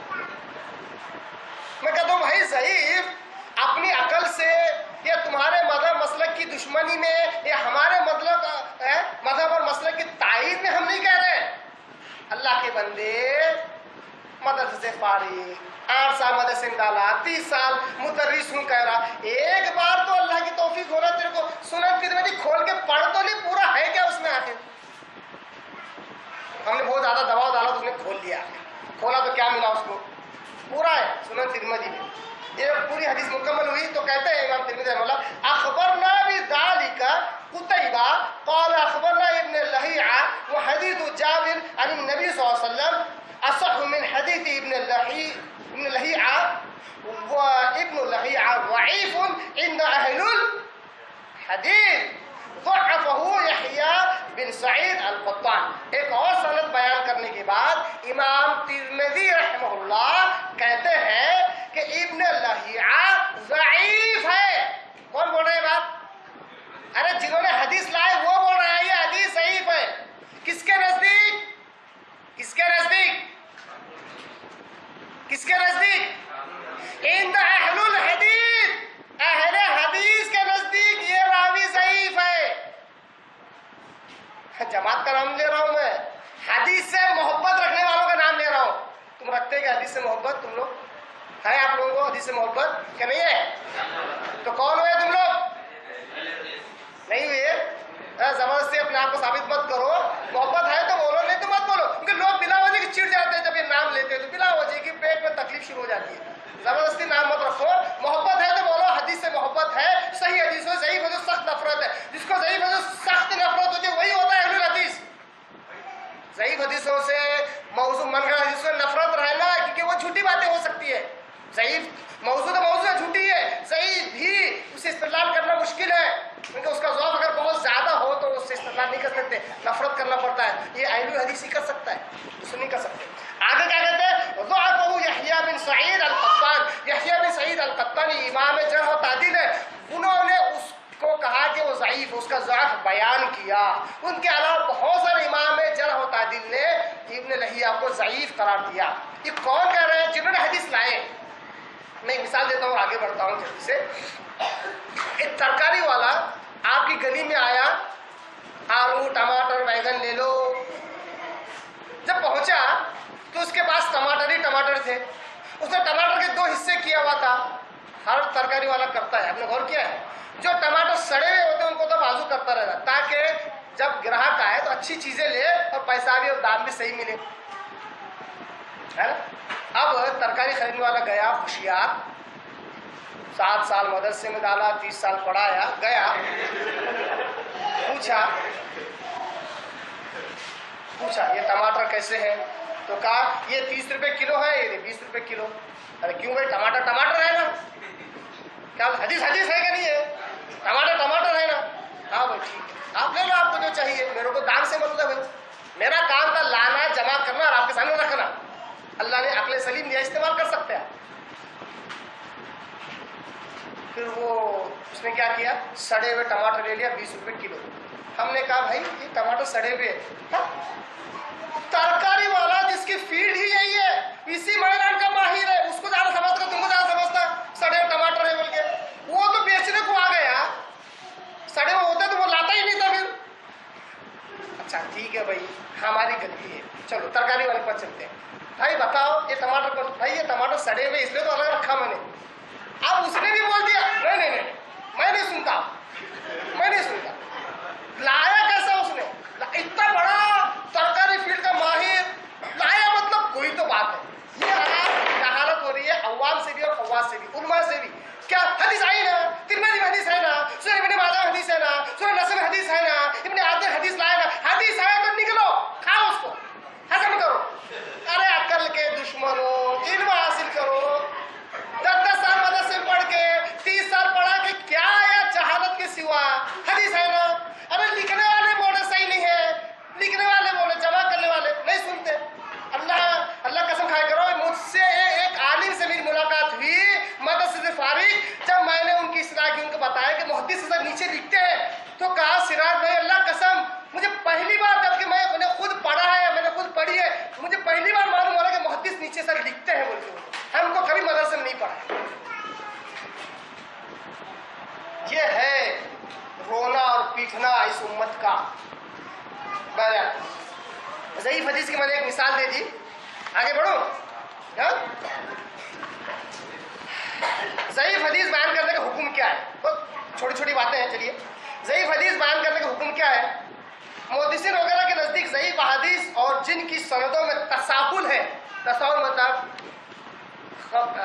سستی، کاہلی، یاد رکھنے میں غلطی وغیرہ وغیرہ تصور ہے. ان کا ذوق بیان کیے بغیر بیان کرنا دو شرطوں کے ساتھ جائز ہے. یعنی ضعیف حدیث کو بیان کیا جا سکتا کیونکہ اس کی سند ہوتی ہے، کچھ تو بھی ہوتا ہے اس میں، واقعی جو راوی ہوتے ہیں ایک آدھ کے حافظے میں کمزوری وغیرہ، تساہل ہوتا ہے، بس بولنے میں جو ہے کیا کہتے ہیں وہ اتنا متقن بولتے ہیں، متقن نہیں ہوتا ہے، الفاظ کو پکا فکس کر کے نہیں بولتا ہے، بولتے بولتے بول جاتا ہے. ایسے راویوں سے بھی محدثین حدیث لیتے نہیں تھے، سمجھے؟ تو دو شرطوں کے ساتھ ایسی حدیث بیان کی جا سکتی ہے، دو شرطوں کے ساتھ. جبکہ موضوع حدیث میں بیان ہی نہیں کر سکتے. ضعیف حدیث بیان کی جا سکتی ہے دو شرطوں کے ساتھ. نمبر ایک، غور کیجئے، آپ کے آگے آج حدیث کا علم آ رہا ہے، جرح و تعدیل کا، اصطلاح الحدیث کا. اگر آپ نے اس کو یاد رکھ لیا انشاءاللہ حدیثوں کے معاملے میں تو کوئی آپ کو کاڑی نہیں کرے گا، گمراہ نہیں کرے گا انشاءاللہ. ضعیف حدیث بیان کرنے کے لیے دو شرطوں سے بیان کیا جا سکتا ہے. نمبر ایک، ان کا تعلق عقائد سے نہ ہو، جیسے اللہ کی صفات وغیرہ. عقیدے کے معاملے جھوٹی حدیث سے محدث رحمہ اللہ نہیں ایڈجسٹ کرتے تھے، نہیں کمپرومائز کرتے تھے، نہیں لیتے ہی نہیں تھے. دوسرا، حلال و حرام سے متعلق شرعی احکام کے بیان کرنے میں نو، فلاں حلال ہے ضعیف حدیث پیش کرے، فلاں حرام ہے قبول ہی نہیں کیا جائے گا. ان کے علاوہ یعنی ضعیف احادیث کو وعظ اور تقریر میں، ترغیب و ترہیب اور قصے اور خطابات ان جیسے مواقع پر بیان کرنا جائز ہے. اور جن علماء نے اس کے بیان کرنے میں تساہل وغیرہ کیا ہے، مطلب اس کو وعظ، بیانات وغیرہ میں، تقریر میں ضعیف حدیث کا استعمال کر سکتے ہیں، مگر یہ کہہ کر کہ یہ حدیث ضعیف ہے. مگر یہاں چونکہ ضرورت ہے اس بات کو دلیل دینے کے لیے، ترغیب دینے کے لیے پیش کر رہا ہوں. کوئی بات حلال حرام کی اور عقیدے کی نہیں ہے، صرف ترغیب و ترہیب، رغبت دلانے اور ڈرانے کے لیے اگر وہ حدیث ہے تو اس کو بیان کیا جا سکتا ہے. جیسے کہ سبحان اللہ بولنے پر 100 نیکیاں ملتی ہے. فرض کیجیے میں حدیث سے حقیقی حدیث نہیں بیان کروں، مثالیں دے رہا ہوں. ایک حدیث میں ہے، ضعیف حدیث ہے، سبحان اللہ بولنے پر 1000 نیکیاں، کتنا فرق پڑے گا؟ اللہ کے پاس ثواب کی کمی ہے. ضعیف حدیث کو لایا جا سکتا ترغیب دل تاکہ انسان سبحان اللہ بولے، مگر ضعیف کا حکم بتائے بغیر نہیں بول سکتا ہو. اس سے لوگ دھوکے میں آ سکتے ہیں، گمراہ ہو سکتے ہیں. وہ کہے گا کہ حدیث ضعیف ہے، یہ حدیث سن لیجیے. یہاں تک کہ محدثین رحمہ اللہ ضعیف حدیث کو بیان کر رہا ہو تو پوری سند پڑھتے ہیں، اس کے بعد حدیث بیان کرتی ہے، کہہ کہ حدیث ایسی ہے، اس میں فلاں راوی ایسا. جیسا کہ ابھی آپ نے دیکھا امام ترمذی رحمہ اللہ نے کیا کیا، پورا بیان کیا اور راوی کے بارے میں بتایا، اس میں یہ راوی ضعیف ہے. بتایا کہ نہیں بتایا؟ بیان کیا. ورنہ محدث تو الحمدللہ ان کا کام جمع ہی کرنا تھا، جمع کر لیا انہوں نے. مگر اگر کوئی واعظ، کوئی مقرر اپنی تقریر کر رہا ہے، اس وقت ضعیف حدیث بیان کرنا چاہے، ترغیب و ترہیب میں، عمل کرنے کے لیے، فضائل میں، تو وہ اس کی سند تو نہیں، کم سے کم اس کا حکم بیان کر کے اس حدیث کو بیان کرنا چاہے تو کر سکتا ہے. کیونکہ ضعیف حدیث ایک وقت آ سکتا ہے کہ دوسرے ترک اور شواہد کی بنیاد پر صحیح بن سکتی ہے، اس وجہ سے. اچھا، اس کے تعلق سے ایک تنبیہ یہ یاد رکھیں کہ ضعیف احادیث کو بغیر سند کے جب بیان کریں تو یوں نہیں کہنا چاہیے کہ رسول صلی اللہ علیہ وسلم نے فرمایا. جب ضعیف حدیث ہو تو یہ نہیں کہنا کبھی کیا رسول صلی اللہ علیہ وسلم نے فرمایا، ایسا کبھی نہیں کہنا چاہیے. بلکہ آپ یہ کہیں گے کہ رسول صلی اللہ علیہ وسلم سے یوں بیان کیا گیا ہے، یا ہمیں آپ کے متعلق یوں پہنچا ہے، یا اس جیسے الفاظ استعمال کریں جس سے آپ صلی اللہ علیہ وسلم کے نام پر جھوٹ بولنا لازم نہ آئے. یہی بات سمجھ میں ٹھیک ہے. ابھی ضعیف حدیث پر عمل کرنے کا حکم کیا ہے؟ انشاءاللہ 5-10 منٹ میں اپنی بات ختم کرتا ہوں. ضعیف حدیث پر عمل کرنے کا حکم کیا ہے؟ ضعیف حدیث پر عمل کرنے کے بارے میں علماء میں کافی اختلاف ہے. جمہور علماء کے نزدیک فضائل اعمال میں ضعیف حدیث پر عمل کرنا 3 شرطوں کے ساتھ مستحب ہے. اور سے سننا، چپ تو بھی لوگوں کے دشمنی نہیں پکڑا، رات کے 12 بجے چپکے سے مسجد میں گھس کے کتاب چوری کر لینا. کیوں؟ ارے چپ تو بھی رکا میں کس سے کہانیاں پڑھ رہے. بات کو سمجھو، اس کے بعد چوری کر لوگوں کو گمراہی سے بچانا ہے تو کتابوں کی چوری کر رہے. مت کرو اللہ کے، تو بات سمجھو. ہم نے واقعی جو دیکھا وہ بتا رہا ہوں، ارے نام نہیں دے رہا ہوں، باقی اشارہ آپ خود عقلمند، کافی عقلمندانہ اشارہ کافی. ضعیف حدیث پر عمل جو ہے فضائل اعمال میں لا سکتے ہیں، کتنی شرطوں کے ساتھ؟ 3 شرطوں کے ساتھ. نمبر 1 ضعف شدید ہو، یعنی ضعف ایسا ہے کہ بہت شدت سے ضعف ہے اس میں، یعنی ضعیف جداً، ایسا حکم لگتا ہے حدیث کا، ضعیف جداً ہے تو فساد اعمال میں بھی نہیں آ سکتی وہ. اللہ معاف کرے جنہوں نے بھی ایسی کتابیں لکھی فضائل اعمال میں، ضعیف تو چھوڑو، موضوع من گھڑت حدیث لائے اور کہا کہ فضائل میں ہے. ارے اللہ کے بندے، ضعیف سخت ضعف جس میں رہا اس کو نہیں لا سکتے فضائل میں، تو موضوع حدیث کیسے لائے؟ جیسے کہ آپ کو وہ معلوم ہوگی کہ اللہ تبارک آدم علیہ السلام دنیا میں پھینک دیا، ہوا اور آدم دونوں روتے روتے یہاں تک کہ آدھی دنیا بھر گئی بولے آنسوؤں سے ڈوب گئے. بہرحال جب ملے تو یاد آیا اللہ عرش پر کیا نام لکھا تھا؟ محمد صلی اللہ علیہ وسلم، محمد رسول اللہ. ان کے صدقے میں قبول کیا ہے تو میری دعا قبول فرما. اللہ نے کہا کہ آپ کو کیسے معلوم ہوا؟ کہا میں نے ایسا دیکھا ہوا تھا. جاؤ ان کے صدقے میں دعا قبول کر دی. من گھڑت حدیث اب لائے صاحب نے فضائل کے معاملے میں، اب لائے تو لائے. دیکھیے کیا بولتے ہیں اس کو، جادو ہوا ہے تو سر چڑھ کر بولے، سچ کبھی چھپتا نہیں. بازو عربی میں لکھے ھذا الحدیث موضوع، یہ حدیث من گھڑت جھوٹی ہے، عربی میں لکھے، اردو میں ترجمہ نہیں کرے. کیوں اللہ کے بندے دھوکہ دے رہے انسانوں کو، دھوکہ دے رہے ہو، مت دو. پہلی شرط کیا ہے؟ ضعف شدید نہ ہو. نمبر 2 وہ حدیث معمول بہ اصول و قواعد کے تحت درج ہو، یعنی اس کی سند ملے. ضعیف حدیث پیش کرنے کے لیے دل سے نہیں ٹھوک سکتے، کسی نہ کسی حدیث کتاب میں ملنا ہو. اس لیے ہم کہتے ہیں ضعیف حدیث میں بیان کرو، اس کی دلیل دو، حوالہ دو. یہ آج کل بڑے عجیب و غریب بدنامی ہے صاحب اہل سنت والجماعت کی، اہل حدیث کی. یہ پوچھتے حوالہ دو تو بولتے جا تیرے باپ سے پوچھ. کیا بولتے جا تیرے باپ سے پوچھ تو حلالی ہے کہ نہیں ہے. وہاں پوچھتا کیا، وہاں تو بغیر پوچھے مان لیا تو حلالی ہے، تیرے باپ سے پیدا ہوا ہے. یہاں دین کے معاملے میں علماء بھی کیوں نہیں بھروسہ کرتا؟ آنکھ بن کے کیوں نہیں چلتا؟ پیر کیوں نہیں بنتا؟ گلا کیوں نہیں بنتا؟ اندھا کیوں نہیں بنتا؟ زبردستی کا ٹھوکتے. کیوں بھائی؟ اصول ہے، اصول سے بات کر رہے ہیں، اصولوں سے بات کر رہے ہیں. کہتے ضعیف حدیث بھی اگر فضائل میں لانا ہو تو کہہ نہیں گئے کسی حدیث کتاب میں موجود ہو، اصول و قواعد کے مطابق ضعف ہو اس میں، ورنہ تم تو موضوع من گھڑت حدیثوں کو بھی فضائل میں لا کر ضعیف کے طور پر پیش کر رہے ہیں. نہیں. نمبر 3 عمل کرتے ہوئے اس کے ثبوت اور صحت کا اعتقاد نہ ہو، یعنی یہ سچی ہے، صحیح ہے، ایسا یقین نہیں رکھنا. اب کتنے لوگ ہیں جو ایسا سمجھ رہے، وہ تو اللہ کا آپ صلی اللہ علیہ وسلم کا دین سمجھ کر عمل کر رہے بیچارے. کتنی بڑی گمراہی ہے. بلکہ احتیاطاً طور پر عقیدہ رکھے کہ ہاں یہ ضعیف حدیث ہے. جیسا مجھے ایک حدیث یاد آ رہی ہے، ضعیف تھی، میں نے پڑھا، مجھے علم نہیں تھا، میں نے اس پر عمل شروع کر دیا. فضائل میں ہی تھی، توبہ و استغفار کی فضیلت میں تھی. 1 سال 2 سال گزر گئے، اللہ ہدایت دینا چاہتا تھا، بعد میں سمجھ میں آیا کہ وہ ضعیف ہے، فوراً چھوڑ دی ہم نے. کیوں؟ اس کا علم نہیں تھا، ہم عمل کر رہے تھے، معلوم ہوا ضعیف ہے، ہم نے فوراً چھوڑ دیا. یہ ہمارا یہ بتلانا کہ واقعی ہم کو ایسی چیزوں سے نفرت ہے جو دین کا حصہ نہیں ہے، ہم نے چھوڑ دیا فوراً عمل. یہ ہوتا ہے حدیث سے محبت. آئی باتیں سمجھ میں؟ اب آئیے آخری جو درجہ ہے وہ ہے صحیح حدیث، اس کی طرف ہم چلتے ہیں. یہ سمجھنا ضروری ہے. ضعیف موضوع حدیث سے تو سمجھ لیے ہے نا. صحیح حدیث بولتے کس کو ہے؟ آج سب سے بڑا الزام کیا ہے؟ صحیح صحیح صحیح صحیح صحیح. ہم پوچھتے ہیں پیش کرو دلیل ہمارے آگے، صحیح صریح متصل. اب وہ ٹیکنیکل لفظ عوام جب سنتا ہے مناظرے میں بیٹھتا ہے، کیا ہوگا یار؟ ارے صحیح کا مطلب تو سمجھ. کیوں ہم کو خوشی ہے کہ ہم صحیح کو مانتے ہیں؟ کیوں ہے؟ سن لو.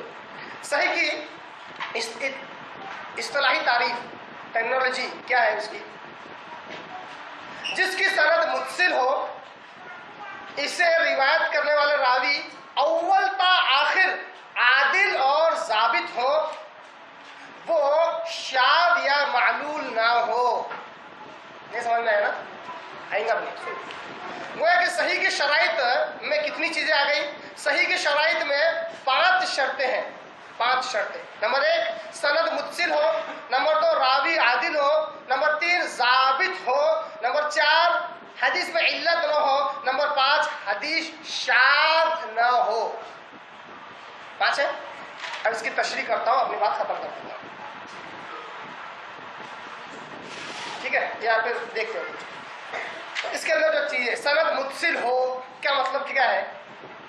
اس سے مراد یہ ہے کہ اس کے راویوں میں سے ہر راوی نے اول تا آخر اپنے سے اوپر والے راوی سے مباشرتاً یعنی ملاقات کر کے حدیث اخذ کی اور لی ہو، یعنی جس نے بھی حدیث بیان کی اس نے اپنے استاد سے ملا، آمنے سامنے فیس ٹو فیس مباشرتاً حدیث سنی اور لی ہو اول تا آخر، یعنی 6 راوی ہے بخاری میں، کبھی 6 راوی بھی ہے، ہر راوی نے اپنے استاد سے سنا، اس نے اپنے استاد سے صرف سنا نہیں، آمنے سامنے بیٹھ کر حدیث لی ہے، اس کو کہتے ہیں متصل کنٹینیویشن۔ نمبر 2، اب تو سمجھ میں آیا نا متصل مطلب؟ نمبر 2، راویوں کا عادل ہونا ضروری ہے، یعنی اس کے راویوں میں سے ہر راوی مسلمان، بالغ، عاقل ہو، فاسق اور فاجر نہ ہو، اور مروت کے خلاف چلنے والا نہ ہو، عام رولس اینڈ ریگولیشن کو چھوڑ کر چلنے والا نہ ہو، مسلمان ہے نہ عاقل ہونا، کتنی شرائط ہے اس میں، یہ تو سمجھ میں آ گیا۔ تیسرا، راویوں کا ضابط ہونا ضروری ہے، ضابط، ضاد الف بے اور طے، ضبط یعنی مضبوطی، ضابط ہونا ضروری ہے، یعنی اس کا ہر راوی مکمل ضبط اور حافظے والا ہو، جو سنے وہی بیان کرے، 5 سال میں پوچھے تو لفظ میں فرق نہیں آنا اس کے۔ ہم کر سکتے کیا ایسا؟ مودی سے مولانا ایسا کرے، لوگوں کو یہی پوزیشن میں لائے کہ الفاظ بھی بدلنے کو ڈرتے تھے، لفظ پر لفظ ویسا ہی بولتے تھے، اس کو کہتے ہیں حافظہ، ضبط۔ تو اس کے ہر راوی مکمل ضبط اور حافظے والا ہو، خواہ سینے میں محفوظ کرے یا پھر کتاب میں لکھے، دونوں مطلب ایک ہی ہے، جس کا حافظہ قوی ہوتا ہے وہ لفظ و لفظ بولتا بھی ہے، بہت ساری مثالیں آدمی دیکھنے مل سکتی ہے، یا پھر جو لکھے اور کتاب کی حفاظت کرے وہ بھی محفوظ ہی میں داخل ہے۔ اب دیکھیے چوتھی چیز، خبر شاذ نہ ہو، یعنی جو خبر بیان کی جا رہی ہے شاذ نہ ہو، شین الف اور دا، دال اور بال، شاذ نہ ہو، بہت اہم اصول ہے صاحب، بہت اہم شرط ہے، کیا ہے؟ یعنی وہ حدیث شاذ نہ ہو، شاذ یہ ہے کہ ثقہ راوی اپنے سے زیادہ ثقہ یا جماعت ثقات کی مخالفت نہ کرے، ایک سچا راوی ہے دوسرا سچا راوی ہے، مگر یہ تھوڑا سچا راوی بڑا ہے، یہ سچا راوی ہے، اس کے خلاف اگر گیا تو اس کی بات نہیں لیتے، صحیح بولنے کے لیے یہ لگ رہا، سچوں کا نہیں لیتے محدثین، ہم محدثین کے چاہنے والے جھوٹوں کا لیں گے، ہم پھینکو کا لیں گے، ہم پھینکتا رہتا ہمیشہ، اس کا لیں گے، جمعہ خطبے میں پھینک رہے، بیانوں میں پھینک رہے، 3 دن کے اجتماعات میں پھینک رہے، ان کا لیں گے ہم۔ محدثین کا کیا اصول ہے؟ سچا راوی بڑے سچے راوی کے خلاف اگر بولے اس کا نہیں لیتے تھے، اس کی حدیث نہیں لیتے تھے۔ اسی طرح سچا راوی سچے راویوں کی جماعت سے، اس کے لیول کے، مگر یہ جماعت ہے پوری، ان کے خلاف اگر بولے تو نہیں لیتے تھے اس کی بات، وہ حدیث نہیں لیتے۔ اس کی بیسٹ مثال کیا ہے بتائیں؟ یہ مثال آگے ذہن میں بتا رہا ہوں، اس کی بیسٹ مثال ہے سجدے میں رفع الیدین، کیا ہے؟ جاؤ جا کے تحقیق کر کے دیکھو، کیوں عمل نہیں کرتے اہل الحدیث، اور کیوں اہل حدیث کی طرح لبادہ اوڑھ کر اپنے آپ اہل حدیث بتلا کر سجدے میں، گھٹنے میں، بیٹھنے میں، ہر جگہ میں جو کرتے، کیوں گمراہ ہو رہے؟ علم حاصل کرو جاہلو، اس کے بعد انگلی کرو، انگلی بتاؤ دوسروں کی طرف، شاذ نہ ہو، شاذ کا مطلب سمجھ میں آ گیا؟ سچا سچے خلاف بولا تو محدثین صحیح میں شمار نہیں کرتے تھے اس کو۔ اچھا، 5واں، معلول نہ ہو، یعنی اس میں علت نہ ہو، یعنی اس میں کوئی علت نہ ہو، اور علت یہ ہے کہ ایسا مخفی اور پوشیدہ سبب جو حدیث کی سیرت میں عیب پیدا کرتا ہو، بہت چھوٹا ہے، بہت چھوٹا ہے، یعنی وہ راوی کبھی تو ایک بات بھولا تھا، محدث میں تھا بھولا تھا، آج بھی بھول سکتا ہو، نہیں چاہیے بھی، گویا کہ ایسا راوی تو کبھی بھولتا نہیں، کبھی لفظ میں فیل نہیں کرتا، کبھی اس سے گڑبڑ نہیں ہوتی، آج پوچھے 5 سال بعد وہی لفظ رہتا اس کا۔ آپ کو بتائیں ضعیف حدیث کی ایک قسم ہے مدرج بول کے، مدرج مطلب بولتے مجھے ایک لفظ کی اگر کسی نے تشریح کر دیا وہ اس کو ضعیف کی قسم میں لے جاتا، تشریح نہیں کرنا، آج ہم بولتے بولتے تو مفہوم ہے بول کے کیا سے کیا کر ڈالتے ہے نا، تو معلوم نہ ہو، یعنی ایسا مخفی اور پوشیدہ اس میں علت اور کمزوری بھی اس میں نہ ہو جو حدیث کی صحت میں عیب پیدا کرتی ہو، جبکہ حدیث کا ظاہر ایسی علت و سبب سے محفوظ نہ ہو۔ کتنی شرائط ہوگی؟ 5 شرطیں۔ صحیح بننے کے لیے یہ ہے، صحیح بننے کے لیے اب بولو صحیح بخاری نام ملا ٹائم پاس کے لیے ملا ان کو، نعوذ باللہ معاف کرے اگر ایسے الفاظ استعمال کرو، ضروری ہے، گوٹا کھیلتے تھے وہ، اس لیے صحیح بخاری نام ملا ان کو۔ ارے مذاق نہیں ہے صحیح بخاری، کیا بولتے ہیں علماء کرام اس کے تعلق سے؟ آج تک کے پورے علماء اصح الکتاب بعد کتاب اللہ، سب سے صحیح ترین کتاب اللہ کی کتاب کے بعد بخاری۔ بخاری پر کیا قرآن کے جیسا ایمان لاؤ گے؟ کیا اعتراض کرتے ہیں؟ بخاری پر قرآن کے جیسا ایمان لاؤ گے؟ ارے لائیں گے، کیوں نہیں لائیں گے؟ امام بخاری لکھے اس لیے نہیں، اس لیے کہ اس کی سندیں بالکل صحیح ہے، کوئی چیلنج نہیں ہے اس پر، سندیں اس کی بالکل صحیح، ہر راوی اول تا آخر عاقل، ضابط، حافظ، عادل، ایک سچا دوسرے سچے کے خلاف نہیں بولا ہوا ہے، متصل، ہر شاگرد نے اپنے استاد سے سنا ہوا ہے۔ مذاق کی چیزیں ہیں یہ۔ امام بخاری کی ایسی کئیوں کتابیں ہیں، تاریخ الکبیر امام بخاری کتاب، ادب المفرد امام بخاری کتاب، کیوں نہیں مانتے ہم اس کو قرآن کے جیسا؟ کیوں نہیں مانتے؟ ہم تمہارے سے بیوقوف نہیں ہے، اندھے بہرے نہیں ہم علم کو اصل اہمیت دیتے ہیں۔ امام بخاری کی صحیح بخاری کو اس لیے اہمیت دیتے ہیں کیونکہ وہ سند کے اعتبار سے صحیح ہے، ورنہ بخاری کی کتابوں تو مانتے ہیں۔ اگر ہم بخاری سے ہم کو بخار آتا تو ادب المفرد امام بخاری کتاب وہ حدیث کتاب ہے، اس کو مانتے تھے ہم، کیوں نہیں مان رہے؟ بنا کسی چوہوں چرک کیوں نہیں؟ اس کے لیے ہم تک حدیث لیتے مگر جو صحیح ہے، جو ضعیف ہے اس کو نہیں لیتے۔ بات سمجھ میں آ رہی ہے؟ امام بخاری دوسری کتاب اس کو نہیں مانتے ہم، ہے نا؟ آئیے ایک دو باتیں اور۔ صحیح کی مثالیں کون سی ہیں؟ صحیح کی مثال ایک سند ہے، لمبی چوڑی سند نہیں بیان کر رہا ہوں۔ آپ صلی اللہ علیہ وسلم نے کہا، جبیر بن مطعم رضی اللہ عنہ ایک صحابی ہے، انہوں نے کہا کہ میں نے آپ صلی اللہ علیہ وسلم سے سنا، آپ صلی اللہ علیہ وسلم نماز مغرب میں سورہ طور کی قرات کر رہے تھے۔ صحیح بخاری کی حدیث ہے، مغرب میں آپ صلی اللہ علیہ وسلم سورہ طور کی تلاوت کر رہے تھے۔ یہ ہر راوی نے اپنے اوپر والے استاد سے سنا ہے، اور ہر راوی سچا، ثقہ، عادل، ضابط، ایک نے دوسرے کے خلاف نہیں کہا۔ اس کی کافی تفصیل ہے، اس کو چھوڑ رہا ہوں میں۔ صحیح کا حکم کیا ہے؟ بول کر اپنی بات ختم کرتا ہوں۔ صحیح کا حکم کیا ہے؟ صحیح کا حکم اس پر عمل کرنا واجب ہر فرد کے لیے۔ یہ نہیں بولنا ہماری جماعت میں نہیں ہے، جماعت کا کوئی تعلق نہیں، اس کا فرقے سے کوئی تعلق نہیں۔ صحیح حدیث عمل کرنا واجب، اور اس کے وجوب عمل پر محدثین اور معتمد اصولی اور فقہا کا اجماع ہے، اور یہ شرعی دلائل میں سے ایک حجت ہے۔ شرعی دلائل میں سے ایک کیا ہے؟ حجت ہے، اور مسلمان کے لیے اس پر عمل ترک کرنے کی کوئی گنجائش نہیں ہے۔ صحیح حدیث چھوڑنے کا کوئی راستہ ہی نہیں ہے علمی اعتبار سے۔ تم بولیں گے نہیں ہماری جماعت میں نہیں ہے، تم چھوڑ سکتے، ہمارے مسلک میں نہیں ہے، تم چھوڑ سکتے۔ علمی اعتبار سے، اصولی اعتبار سے آؤ، صحیح حدیث کو چھوڑ ہی نہیں سکتے، اس پر عمل کرنا چھوڑ ہی نہیں سکتے۔ آج تو اللہ معاف کرے علماء سنت نے یہ تک کوشش کی، اچھا صحیح حدیث اتنا مانتے ہو، دیکھو فلاں بخاری کی حدیث، یہ فلاں بخاری کی حدیث، دونوں آپس میں ٹکرا رہی ہے، دونوں چھوڑ دو۔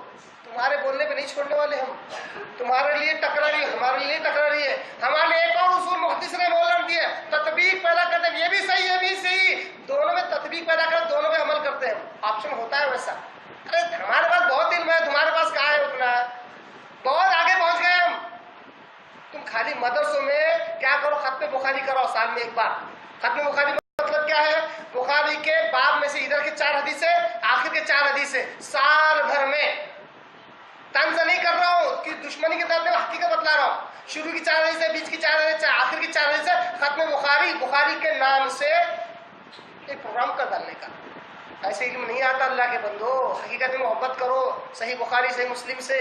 اس لیے بارہ کہتا ہوں قرآن مجید ترجمے سے پڑھنے کے بعد، زندگی میں ایک بار تو قرآن کو ترجمے سے سورہ فاتحہ سورہ ناس تک پڑھنے کے بعد صحیح بخاری کا مطالعہ کرو، صحیح مسلم کا مطالعہ کرو، تب جا کے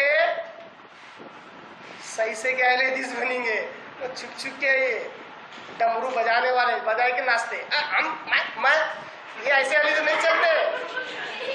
صحیح سے کہ اہل حدیث بننے کا رہا تو کیا؟ قرآن پڑھنا، بخاری مسلم کا مطالعہ کرنا، یہ علم بھی حاصل کرنا، साहब हम पहली बार सुन रहे थे, 100 साल बाद भी अगर ऐसा प्रोग्राम ले तभी होते पहली बार सुन रहे थे। कब सीखेंगे इल्म? इल्म बहुत ज़रूरी है अल्लाह के बंदो। माफ़ी चाहता हूँ अगर आज कोई अंदाज मेरा बुरा लगे या कोई अंदाज क्या कहते हैं तकरीर वाला ना हो, इसलिए माफ़ी चाहूँगा। कुछ अल्फाज अगर मैंने गलत सलत इस्तेमाल किए हो, तहजीब के ख़िलाफ़ इस्तेमाल किए, माफ़ी चाहता हूँ। मगर ज़रूरी था इस बात को बयान करने के लिए इस किस्म का लहजा इख्तियार करूँ। और इस 1.5 घंटे में 1 घंटा 30 मिनट पूरे हो रहे हैं, इसमें आपका भी क्या कहते हैं ध्यान यार है, आपको भी मज़ा आएगी, बातें हैं, आपको बोर ना हो, इसलिए कुछ अंदाज मैंने अलग भी इख्तियार किया। अल्लाह दुआ में अल्लाह ताला मेरी गलतियों को माफ़ करे, अल्लाह ताला मुझे और आपको दीन की समझने की तौफीक अता फरमाए। वाखिर दअवाना अनिल हम्दुलिल्लाहि रब्बिल आलमीन।